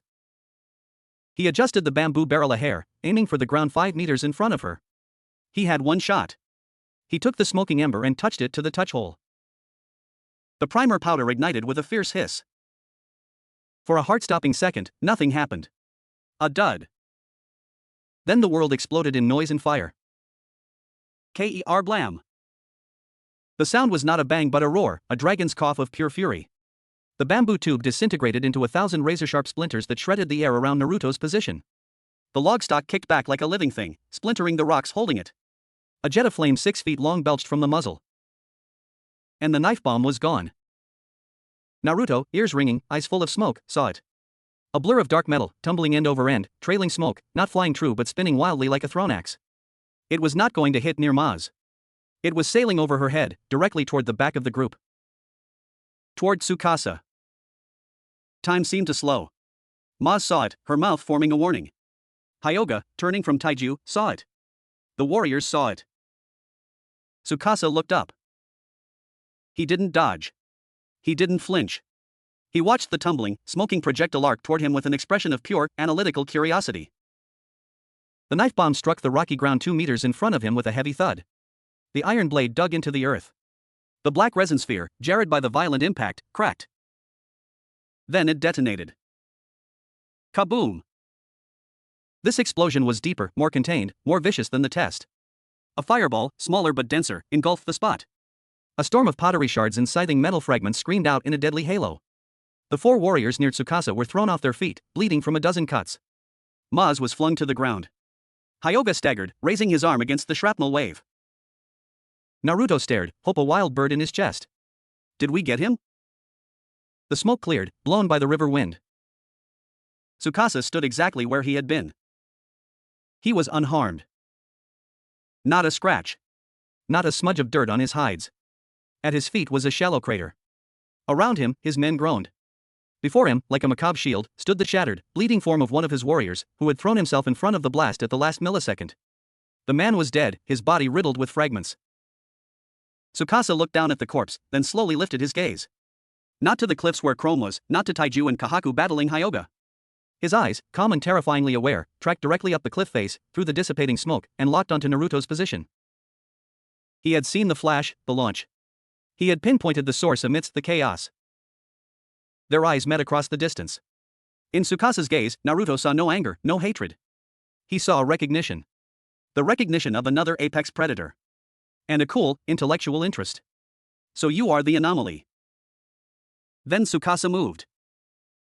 It wasn't the supernatural flash of the body flicker. It was pure, distilled physical perfection. One moment he was standing by the crater. The next, he was a blur crossing the gorge floor, moving with a speed that made Kahaku's huntress Grace look clumsy. He didn't run up the cliff, he ascended it, finding impossible handholds, moving with the effortless power of a climbing lion, straight toward Naruto. Panic, cold and sharp, sliced through Naruto's ringing ears. He's coming for me. Naruto. Move. Kahaku's scream tore from below. Naruto didn't need telling. He abandoned the shattered launcher. His chakra, thrumming with adrenaline, surged. He leaped backwards off the cliff, not down into the gorge, but across it, toward the opposite side where Senku was. It was a crazy, desperate jump, over 20 meters of open air. He formed the seals in mid-air. Kage Bunshin no Jutsu. 2 clones poofed into existence beside him.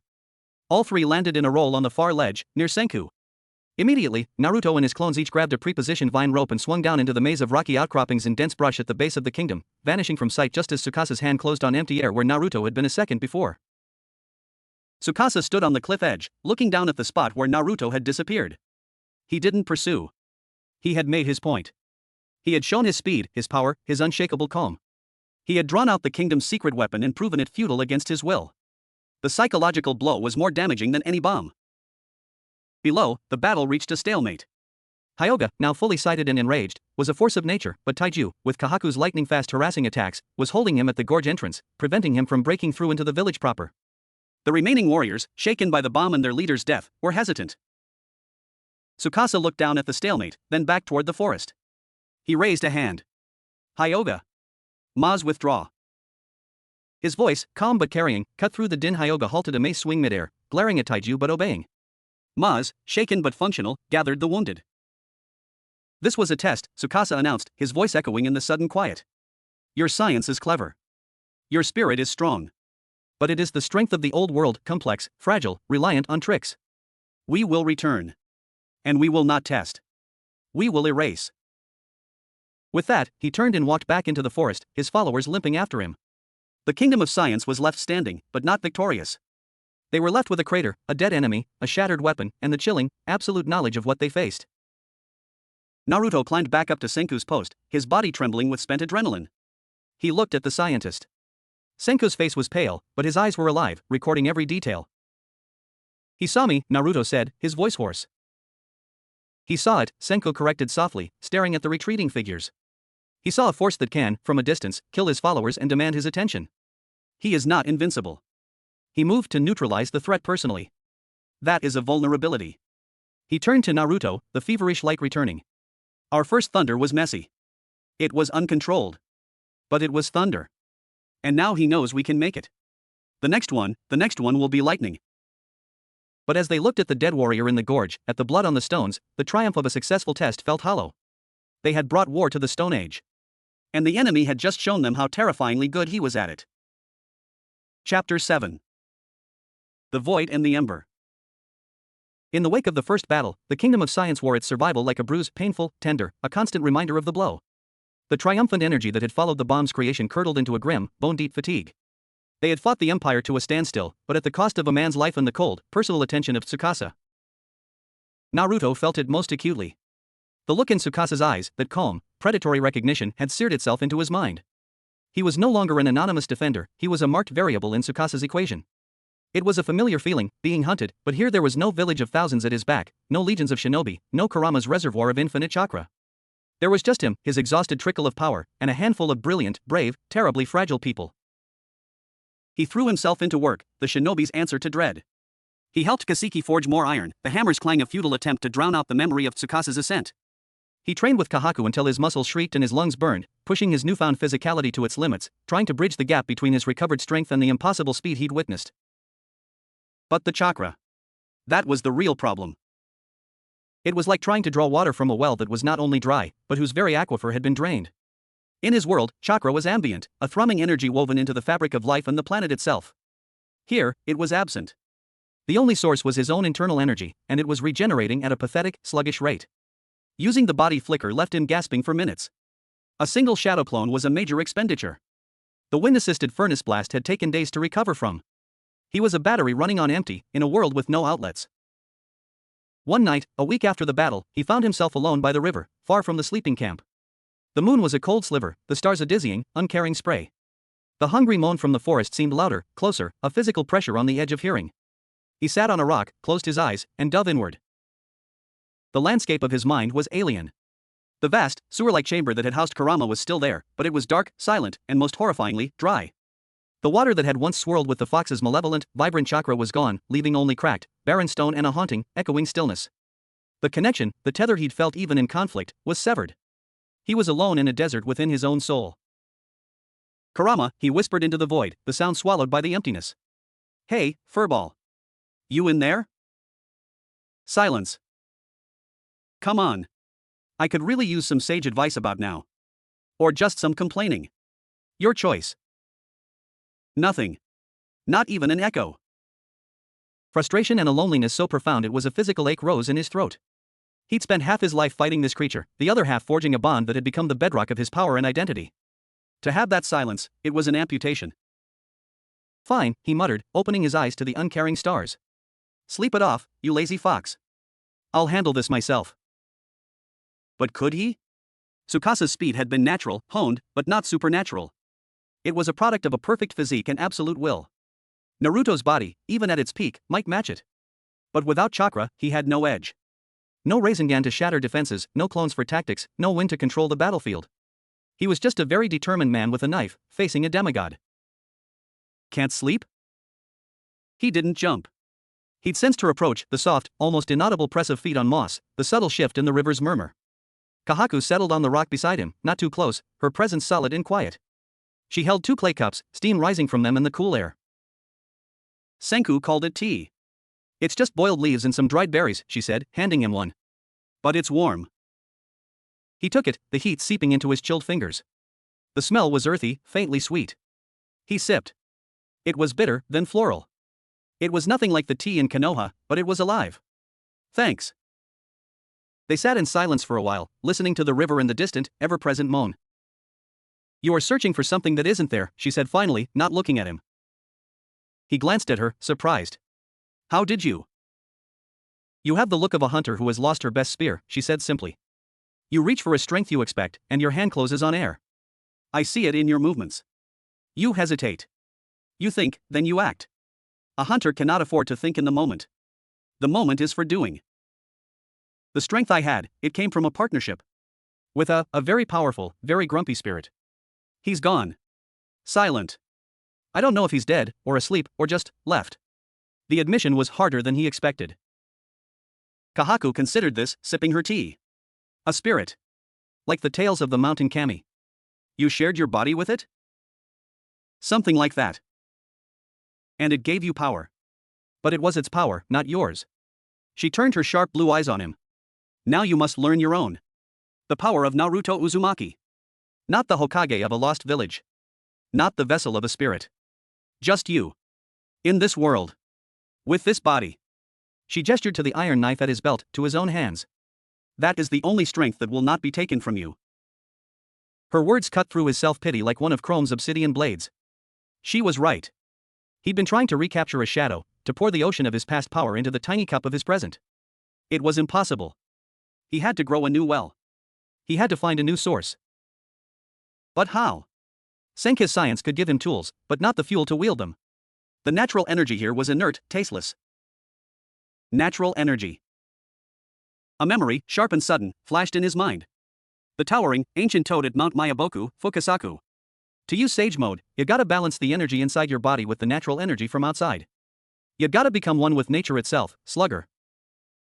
Sage Mode. The pinnacle of chakra control, drawing power not from a tailed beast, but from the world itself. He'd never been great at it, too impatient, too much of a live wire. But he'd done it. He'd felt that profound, serene connection, the earth's power flowing into him. But this world's nature felt dead. There was no flow to connect to. It was static. Or was it? He thought of the petrified forest, the deep, humming silence. He thought of the strange, hungry moan that was not an animal. He thought of the green light that had frozen the world. This world's nature wasn't absent. It was altered. Petrified. Maybe the energy wasn't gone. Maybe it was trapped. Like everything else. A wild, desperate idea began to form. It was insane. It was potentially suicidal. But it was the only path forward he could see. The next day, he went to Senku. He found him in the lab hut, meticulously cataloging the performance data of the bomb shrapnel. Senku. I need your scientific opinion on something completely insane. Senku looked up, intrigued. My favorite kind of opinion. Proceed. Naruto laid it out. Sage Mode. The balance of internal and natural energy. The stagnant, mineral feel of this world. The petrification event itself, a wave of energy that had suspended all life. My hypothesis, Naruto said, feeling the words take shape as he spoke them, is that the petrification didn't destroy natural energy. It crystallized it. Locked it into the stone. Every petrified tree, every statue, they're not just silica and carbonate. They're batteries. They're holding the world's life force in stasis. Senko's eyes went wide behind his non-existent glasses. He was utterly still for a full 10 seconds. Then he shot to his feet. Of course. The perfect biological suspension. It wouldn't just be physical. Metabolic energy, bioelectrical impulses, they would have to be suspended in a state of potential. The energy is conserved, not destroyed. It's trapped in a non-reactive matrix. He began pacing, his words tumbling out. But accessing it, you'd need a catalyst. A key to unlock the stasis field on a localized, energetic level. Your chakra, when you broke free, you moved the stone from within. You didn't just fracture the mineral shell. You disrupted the energetic stasis field around your own body. Exactly, Naruto said, the idea gaining terrifying momentum. My chakra is the key. But I've been trying to use it as the fuel. What if I use it as the pry bar? To crack open a tiny piece of that crystallized energy and draw it into myself? Not from the air, but from the stone. Senku stopped pacing, his face alight with a terrifying blend of scientific fervor and dread. You are proposing to attempt to perform a metaphysical alchemy on a planetary scale curse. You would be trying to convert petrified life force into usable chakra. The risks are incalculable. You could petrify yourself permanently. You could trigger a chain reaction. You could attract the attention of the Y-Man on an energetic level. The failure modes are legion and catastrophic. I know, Naruto said, his voice steady. But the current failure mode is Tsukasa. He's coming back, and next time he won't be testing. I need an edge. My edge. Not a bomb. Not a trick. A power that is mine, drawn from this world. Senko studied him, the scientist weighing the variable. The first experiment must be microscopic. A single grain of sand. Then a pebble. Then a small stone not containing a life form. We will need monitoring. Instruments to measure something. I'll have to invent them. He was already scribbling on a clay tablet. We'll need a controlled environment. The cave. And absolute secrecy. If this goes wrong, we cannot risk it spreading. The following days were a new kind of training, a descent into a silent, terrifying science. In the deepest, most isolated cave, lit by a single oil lamp, Naruto sat before a small, plain river stone, one that had never been alive. Senku had rigged a crude apparatus with thin copper wires, painstakingly hammered from native copper, connected to clay bowls of water, trying to measure any electrical discharge. The theory, Senku whispered, the cave amplifying his voice to a ghostly murmur, is that your chakra, when tuned to a specific frequency, perhaps the resonant frequency of the petrification field, will create a sympathetic vibration in the stone's locked energy. You are not stealing it. You are inviting it to resonate with you, to harmonize. Then, you draw that harmony into your system and metabolize it. It sounded like mystical nonsense. But Senku said it with the certainty of physics. Naruto placed his hands on the cool, smooth stone. He closed his eyes. He reached for his chakra, that tiny, stubborn sun. But this time, he didn't pull it out. He held it within, and he listened with it. He pushed his awareness into the stone, not as a physical object, but as an energetic one. He felt nothing. Just cold, dead mineral. He pushed deeper, straining, pouring his will into the connection. His head began to throb. Still nothing. For hours, days, it was the same. Failure. A profound, silent nothingness. Doubt gnawed at him. Was he just a man trying to hear the song of a brick? Then, on the 5th day, exhausted and frustrated, he stopped pushing. He remembered Kahaku's words, "A hunter cannot afford to think in the moment. The moment is for doing."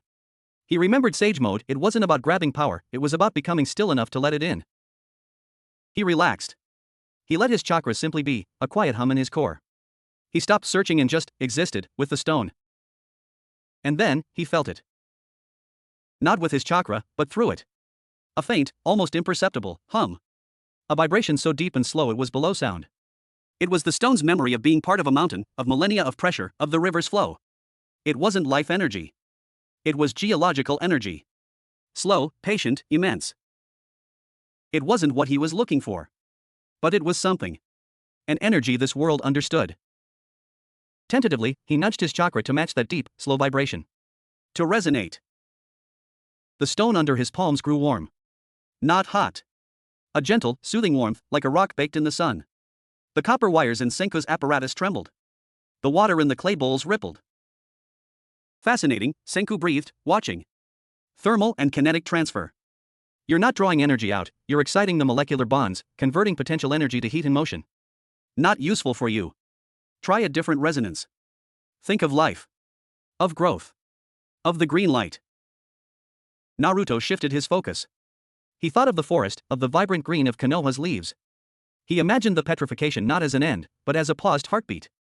He tuned his chakra to the frequency of that pause, to the silence between beats. He touched the stone again. Nothing. Then, a flicker. A sensation like the faintest static shock, but inside his mind. And with it, a color, a sickly, washed-out green, the color of lichen on a tombstone. A minuscule trickle of something cold and stagnant seeped into his chakra pathways. It was wrong. It was the antithesis of the vibrant, buzzing natural energy of his world. It was energy, yes, but it was frozen, mournful, heavy. It flowed into him like cold mud, slowing his thoughts, making his limbs feel leaden. He gasped, breaking the connection, recoiling. The stone was just a stone again. But inside him, the tiny trickle of petrified energy lingered, a cold spot in his gut, resisting his own chakra's attempt to metabolize it. It felt like swallowing a sliver of ice that wouldn't melt. Report, Senku said, his stylus poised. I got something, Naruto panted, rubbing his hands as if they were cold. But it's bad. It's heavy. Cold. It doesn't want to move. Senku's face was solemn. The energy of stasis. Of cessation. Using it would be like trying to run on the power of paralysis. It's not a fuel, it's a poison. He sighed. A dead end. Or worse. Naruto nodded, despair threatening to well up again. Another failure. But as he sat there in the lamplight, feeling that cold, stagnant sliver sitting in his chakra coils, a thought occurred to him. A terrible, reckless thought. What if he didn't try to use it as fuel? What if he used it as a weapon? He didn't voice the idea to Senku. Not yet. He needed to understand it first.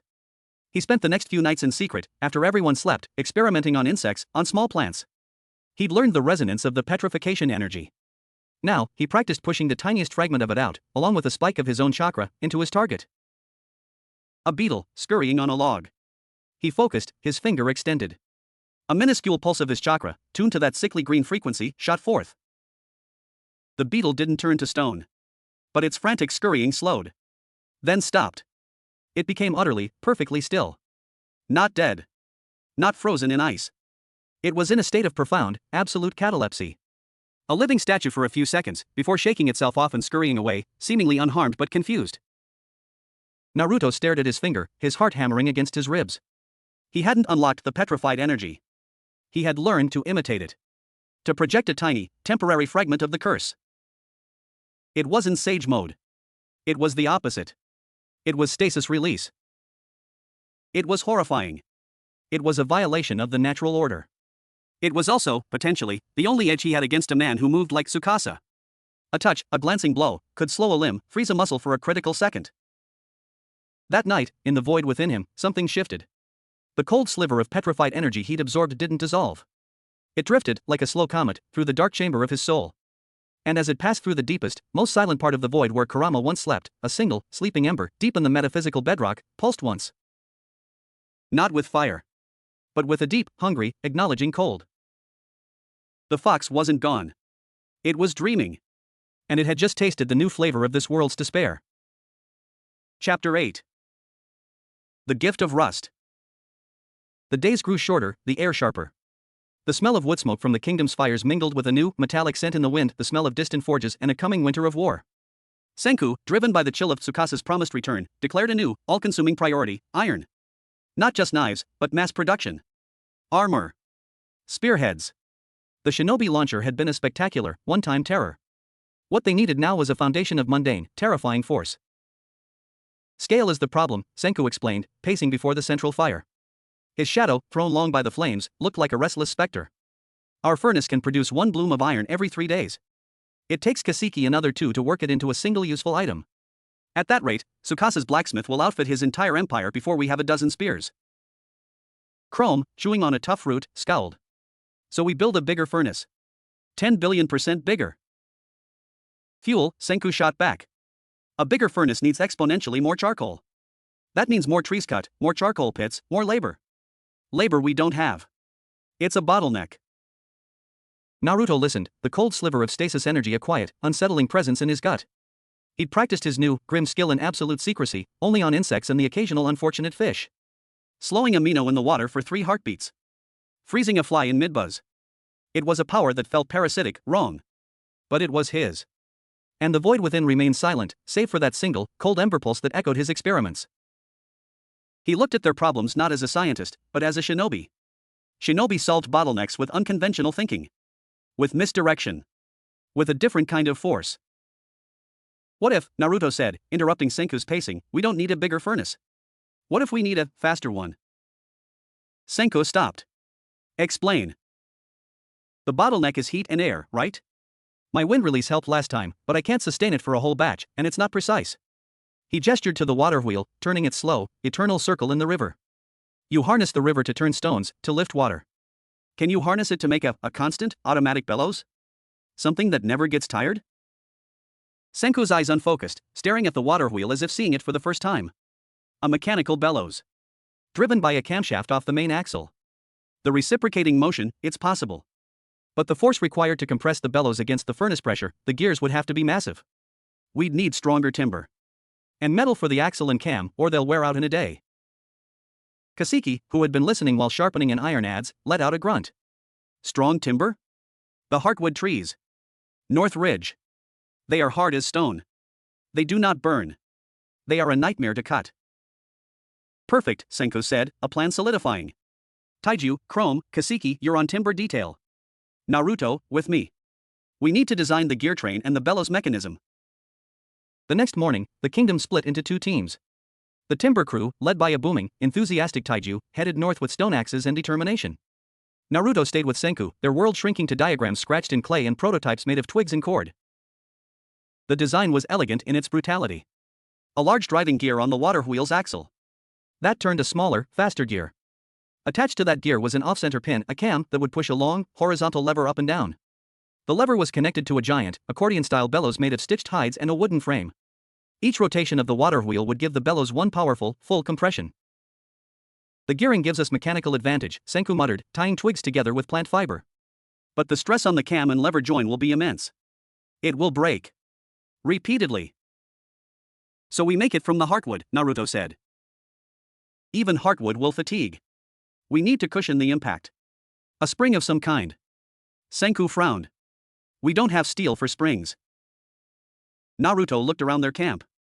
His eyes fell on a pile of giant, flexible river reeds, thicker than his thumb, being soaked for basket weaving. What about those? A bundle of them, lashed tight. They'll bend and rebound. Senku followed his gaze. A slow smile spread across his face. A reed spring. Primitive, inconsistent, but it might work. It's about redundancy, not perfection. We'll use 10 bundles. For 2 days, they labored. Naruto's hands, now adept with clay and rope, learned the intricacies of primitive engineering. He carved the cam from a block of heartwood with his iron knife, the wood so dense it felt like carving bone, sending jarring vibrations up his arm. He lashed the giant reed bundles to the lever assembly. The bellows, a monstrous thing of hide and wooden ribs, took shape under Senku's exacting direction. It was during the final assembly, as they were connecting the bellows nozzle to the furnace's air intake, that a commotion erupted from the northern tree line.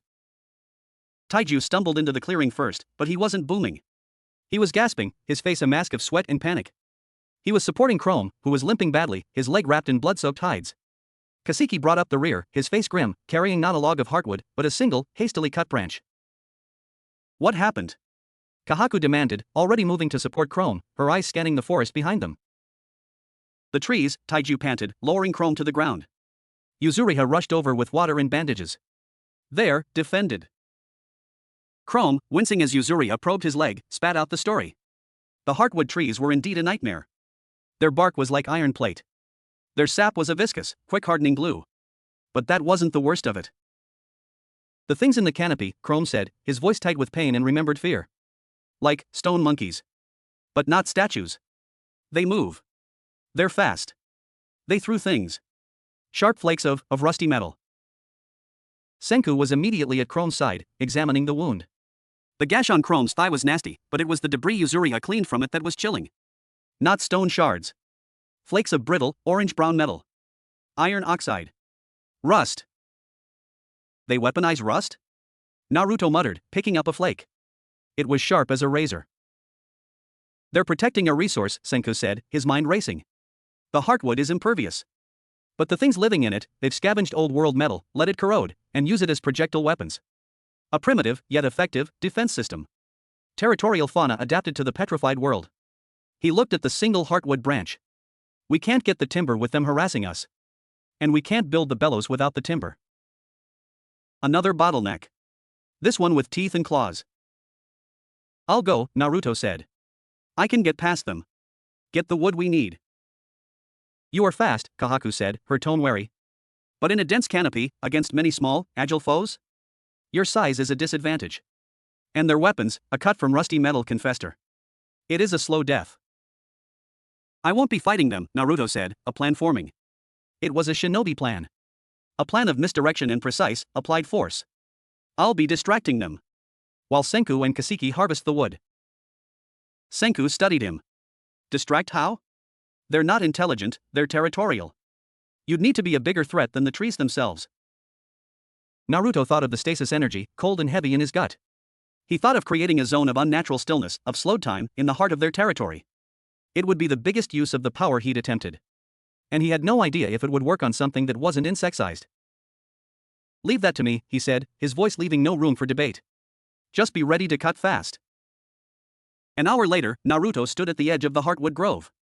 The trees were unlike any others, taller, straighter, their bark a smooth, gunmetal gray, devoid of moss or vine. The air was quieter here, the usual forest hum muted. And high in the interlocked canopy, he saw movement. Not the fluid swing of monkeys, but a series of quick, jerky, almost staccato hops. Shapes the color of old mortar, with glittering, black stone eyes. He took a deep breath. He needed to draw them all to one spot. He picked the largest, most central tree. He climbed, not with chakra-enhanced speed, but with deliberate, noisy effort, scraping against the iron-like bark, kicking loose debris. A sharp chitter echoed above him. A rust flake whizzed past his head, embedding itself in the trunk with a thunk. Then another. And another. The chittering became a crescendo. Dozens of the stone-furred creatures converged, hopping through the canopy toward him, their movements unnervingly quick. He counted 20, 30. Their faces were grotesque parodies of primates, with oversized jaws lined with rocky teeth. He reached a broad fork, 60 feet up. He turned, putting his back to the massive trunk. The creatures surrounded him in a semicircle on surrounding branches, their black eyes fixed on him. They held chunks of corroded metal, pieces of rebar, shattered tools from the lost world, ready to throw. Now. He closed his eyes. He ignored the chittering, the feeling of being hunted. He reached for the cold sliver in his gut. But he didn't push it out. Instead, he used his own chakra as a tuning fork, striking it against the memory of the petrification's frequency. He didn't aim it at the creatures. He aimed it at the air around him, at the very space of the canopy fork. He pushed. A visible wave, not of light, but of a sudden, profound stillness, rippled out from him. It was as if the air thickened into syrup. The sound of the forest below dampened to a distant murmur. The leaves on the surrounding branches stopped trembling. The effect on the stone monkeys was instantaneous and terrifying. Their frantic chittering slowed to deep, drawn-out groans. Their jerky movements became agonizingly slow, like figures trapped in hardening amber. A thrown piece of rust, caught in the edge of the field, tumbled through the air with dreamlike lethargy. The glittering black eyes tracked him with desperate, glacial slowness. The stasis field wasn't perfect petrification. It was a zone of severely retarded time and motion. Holding it was like trying to keep a boulder suspended over his head with his mind. His chakra drained at an alarming rate. His head pounded. Veins stood out on his temples. Senku! Now, he roared, the word sounding thick and slow to his own ears. Below, Senku and Kaseki, who had been waiting at the base of a targeted tree just outside the visible effect, sprang into action. Their stone axes, tipped with the precious iron, began to bite into the incredible hardwood. The sound thak reached Naruto as a series of deep, spaced-out booms. He held. Sweat poured down his face, stinging his eyes. The cold in his gut spread, seeping into his limbs. He felt a terrifying pull, a temptation to let the field collapse inward, to let the stillness consume him too, to make the quiet permanent. It was the whisper of the green light, the seduction of an end to struggle. No. He thought of ramen. Of Konoha's noisy streets. Of Boruto's smirk. Of Kahaku's fierce, living eyes. Of Senko's relentless, chattering mind. Noise. Life. Struggle. He gritted his teeth and held. An eternity later, maybe 3 minutes in real time, a deafening crack echoed from below, followed by the shuddering crash of the massive heartwood tree falling. The impact shook the entire grove. The disturbance shattered Naruto's concentration. The stasis field collapsed with a sound like a sigh. Time snapped back into its normal flow. The stone monkeys, released from their temporal prison, stumbled, disoriented. Their chittering returned, but it was confused, fearful. They looked at Naruto, now just a panting, exhausted man clinging to a tree, with something new in their black eyes, not just territorial anger, but primal terror. They had felt the touch of the thing that had frozen their world. They scattered, fleeing deeper into the grove, abandoning their territory entirely. Naruto half fell, half slid down the tree, collapsing at its base. His muscles quivered with exhaustion. A deep, bone-aching cold had settled into his core. Senku and Kaseki were already trimming the massive trunk, their faces triumphant. Fascinating. Senku exclaimed, barely glancing at Naruto's state. The temporal dilation effect was localized but potent. A non-lethal area denial weapon. The physiological implications for the fauna are. Senku, Kaseki grunted, nodding at Naruto, who was shivering on the moss. Senku blinked, his scientific fervor receding. He crouched beside Naruto, feeling his forehead. Hypothermic symptoms. Not from temperature, but from energetic drain and that, stasis feedback. Your core temperature has literally dropped. Can you stand? With Senku's help, Naruto staggered to his feet. The world swayed. Did we get it? Kaseki hefted a massive, trimmed log onto his shoulder with a grunt of effort. We got it. Enough for the gears, the cam, the lever. The gift of the rust monkeys. The journey back was a blur of cold and stumbling. Kahaku met them halfway, her face tight with concern. She took one look at Naruto's pallor and the unnatural chill coming off him and, without a word, slung his arm over her shoulders, supporting his weight the rest of the way. Back at the kingdom, by the main fire, wrapped in furs, the chill slowly receded. The cold sliver in his gut felt larger, more settled. A permanent frostbite on his soul. But they had the heartwood. As night fell, the sound of Senku and Kaseki working on the giant bellows mechanism was a rhythmic, hopeful counterpoint to the distant moan in the forest. Thumb were clunk as they tested the gears. Kahaku brought him a steaming cup of tea. She sat beside him, watching the fire. You used the cold power, she stated. Yeah. It hurts you. Yeah. She was silent for a long time. The hunter who uses a poison blade must be careful not to cut herself, she said finally. But sometimes, the poison is the only thing that can kill the beast. She didn't ask what he'd done. She didn't need to. She had seen the result. The gift of the rust monkeys had been paid for with a piece of his own vitality, traded for a power as corrosive as the flakes that had cut chrome. He looked at his hands in the firelight. They no longer just bore the calluses of a shinobi or a potter. They now felt like they could hold silence. And in the deep void within, the cold ember pulsed again, a little stronger, resonating with the new frost in his veins. The fox was dreaming of a world turned to stone, and its vessel was learning to speak the language of that dream. The bellows breath. The heartwood gears, once installed, transformed the kingdom of science from a camp into something that felt like the throat of a waking beast. The water wheel, lashed to its new monstrous appendage, now powered a deep, rhythmic whoosh-clunk, that was the settlement's new heartbeat. Each clunk was the giant leather bellows compressing, forcing a torrent of air into the stone furnace with a sound like a dying giant's gasp. Each whoosh was its recovery, drawing in cold river air. The furnace, fed by this mechanical breath, roared to a new life. The heat radiating from it was a physical wall that pushed back the creeping winter chill for 20 paces in every direction. Inside, the bed of coals glowed a searing, unwavering white. Kasiki, his face sheen with sweat and triumph, could now produce a workable bloom of iron not every 3 days, but every single day. It changed everything. The rhythm of the camp synced to the bellows' breath. The constant, pounding thrum got into your bones, a relentless reminder of time running out, of metal being born. Naruto's recovery from the stasis exertion was slow. The deep cold had retreated, but it left a lingering fatigue, a sense of hollow fragility, as if his internal fire had been banked too low. The sliver of petrified energy in his gut felt more like a dead, heavy thing. He trained with Kahaku, but his movements were careful, measured. He was learning the limits of his new, brittle equilibrium.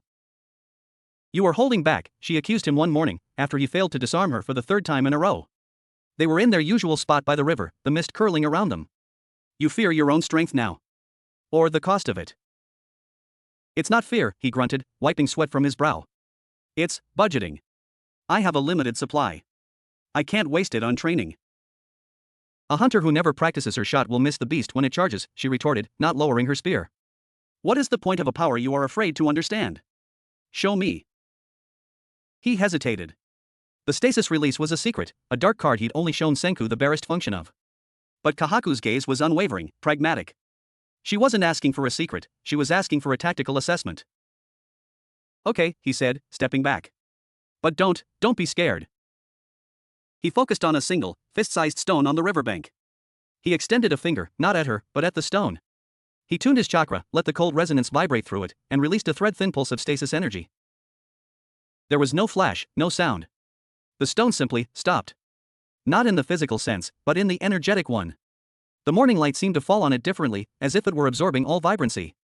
A tiny patch of moss on its surface turned a dull, listless gray. For 5 seconds, it was the most profoundly still object in the lively, rushing world around it. Then the effect faded. The moss remained gray. Kahaku had not moved. Her hunter's eyes had missed nothing, the subtle tension in his frame, the way the very air between his finger and the stone seemed to thicken and dim. "It is a rot," she said finally, her voice quiet. "A rot of movement. Of time." Her choice of words chilled him. "It's a tool. To slow an enemy. Create an opening." "It is a poison," she corrected, her gaze sharp. "You do not create an opening. You inject a sickness into the moment. How far can it reach? How long can you hold it? On a single small target? Maybe 30 seconds. On an area, like I did in the trees, a few minutes, but it nearly killed me. The bigger the area, the faster it drains me. And it leaves a cold behind. In me." She absorbed this, her expression unreadable. Then, to his shock, she laid her spear down on the moss. "Use it on me." "What? No. I need to know what it feels like," she insisted, her jaw set. "If I am to fight beside you, if this is to be a weapon of our village, I must understand its taste. A small dose. My hand only." It was insanity. But her logic was as hard and sharp as her spearhead. This was the reality of their war. He swallowed, his mouth dry. "If it goes wrong, then Senku will have a fascinating problem to solve," she said, a flicker of dark humor in her eyes. "Do it." With a trembling hand, he pointed at her outstretched right palm. He focused, dialing the resonance down to the faintest whisper. He released the smallest thread he could manage. The effect was instantaneous and horrifying. The healthy, sun-browned skin of her palm seemed to leach of color, not to gray, but to a wan, waxy pallor. The subtle movement of her tendons stilled. She didn't flinch. She stared at her own hand as if it belonged to someone else. "Report," Naruto said, his voice tight with anxiety. "Cold," she whispered. "A deep cold, but not on the skin. Inside the bone. The feeling of waiting. Of being patient for no reason. The urge to move is there, but the message from my mind, it is slowed. As if traveling through mud." She flexed her fingers. They moved, but with a stiff, deliberate slowness, like a puppet with sticky joints. After 10 seconds, color and fluidity rushed back into her hand. She clenched it into a fist, then opened it, staring at the palm. A faint, ghostly sensation of numbness remained, she said, for a few minutes. She looked up at him, and in her eyes, he saw not fear, but a vast, sober understanding. It is a terrible power, Naruto Uzumaki. It is the opposite of life. Use it only when life itself is at stake. And never, she added, picking up her spear, her voice dropping, never let Tsukasa make you use it until you have no other choice. It is a weapon that reveals more about the wielder than the target. Her words were a stone in his stomach. She saw it for what it was, a corruption. A sign of how far he was willing to bend to protect what he loved. The whoosh clunk of the bellows became the soundtrack to their escalating preparations. With a steady supply of iron, new tools appeared, proper axes, chisels, needles for sewing leather. But Senku's ambitions were larger. He called a new council, his face lit by the furnace's hellish glow. Defense is not enough, he declared. A wall of spears is a temporary delay against Hyoga's mace. We need a force multiplier. We need cavalry. Chrome blinked. Horses? We haven't seen any large animals besides boars. Not animal cavalry. Mechanical cavalry. Senku knelt and sketched in the dirt. A two-wheeled cart. Light frame, heartwood axles. Pulled by a person. But here's the science, we add a ratchet mechanism to the wheels, connected to a spring-powered arm. His drawing became a chaotic mess of lines. As the cart rolls forward, the turning wheels wind a giant spring made of bundled whalebone or sinew. At the release of a lever, he slapped the dirt, the spring unwinds with tremendous force, spinning the axle independently and catapulting the cart forward in a short, uncontrollable burst of speed. Taiju scratched his head. So, a fast cart that goes fast? It's a shock weapon, Kahaku interpreted, her eyes gleaming. You load a driver and a warrior. You roll quietly into position. Then, at the signal, you unleash the burst of speed. You cross the killing ground between archers in a heartbeat. You deliver your warrior directly into the enemy's heart. 10 billion%. Senku crowed. We call it the pony cart. But we need a resilient, flexible material for the mainspring. Something that can store immense kinetic energy.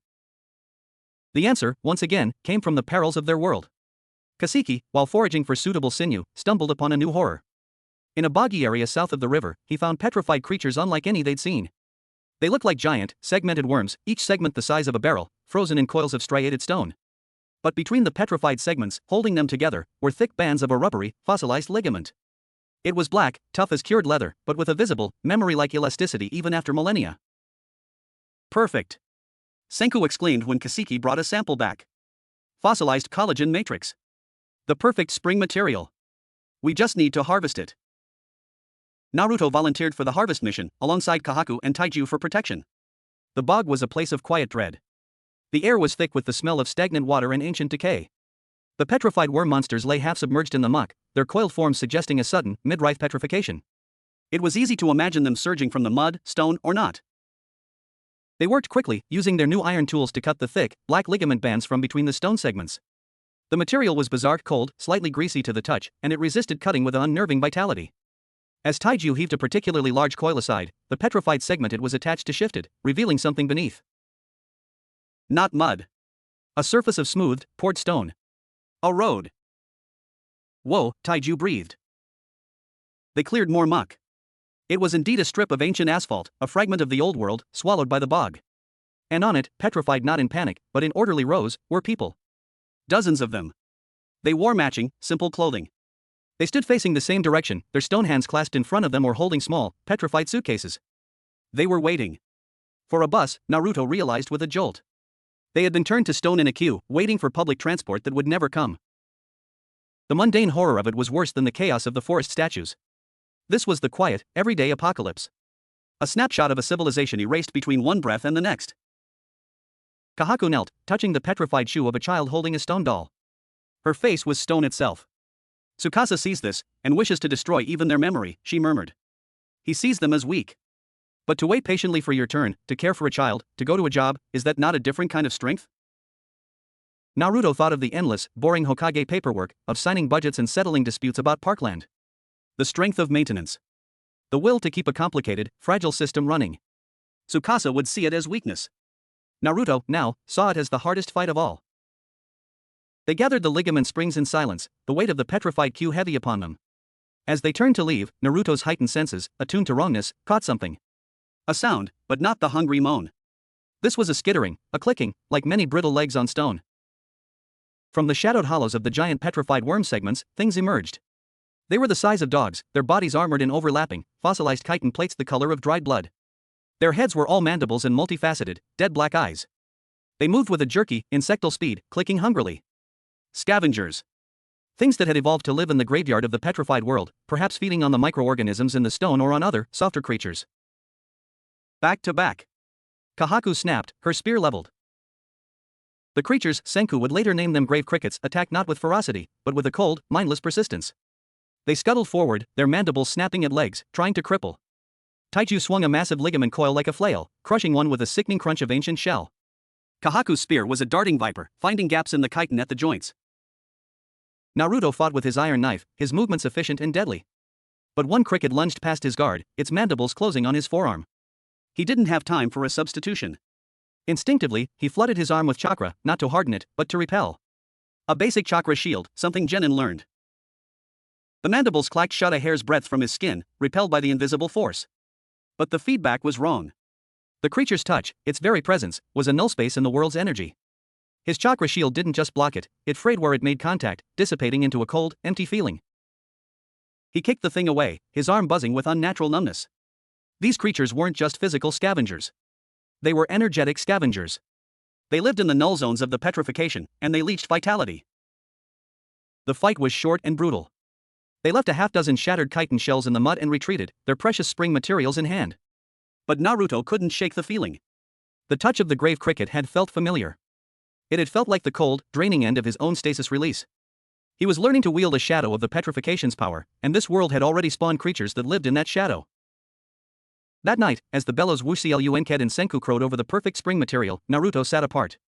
He looked at his forearm, where the mandibles had almost closed. No mark. But a phantom chill lingered. Kahaku joined him, handing him a piece of roasted tuber. The things in the bog. They are of the same world as your cold power. I know, he said quietly. It's like, this world is a body that's been sick for a long time. The petrification is the fever.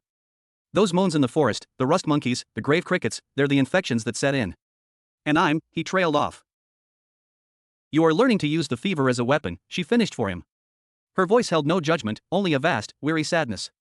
It is a dangerous game, Naruto. The fever can burn down the host as well as the enemy. Whoosh clunk. The mechanical heart of the kingdom beat on, a testament to their defiant will to live. But Naruto felt the truth in his bones. They weren't just building a defense against Tsukasa. They were building a life in a dying world, and the tools they forged were increasingly drawn from the world's sickness. The pony cart would be powered by the ligaments of petrified monsters. His greatest weapon was a shred of the global curse. They were weaving their salvation from the threads of the apocalypse itself. And in the void within, the cold ember dreamed on, its hunger now reflecting the chittering, clicking emptiness of the world outside.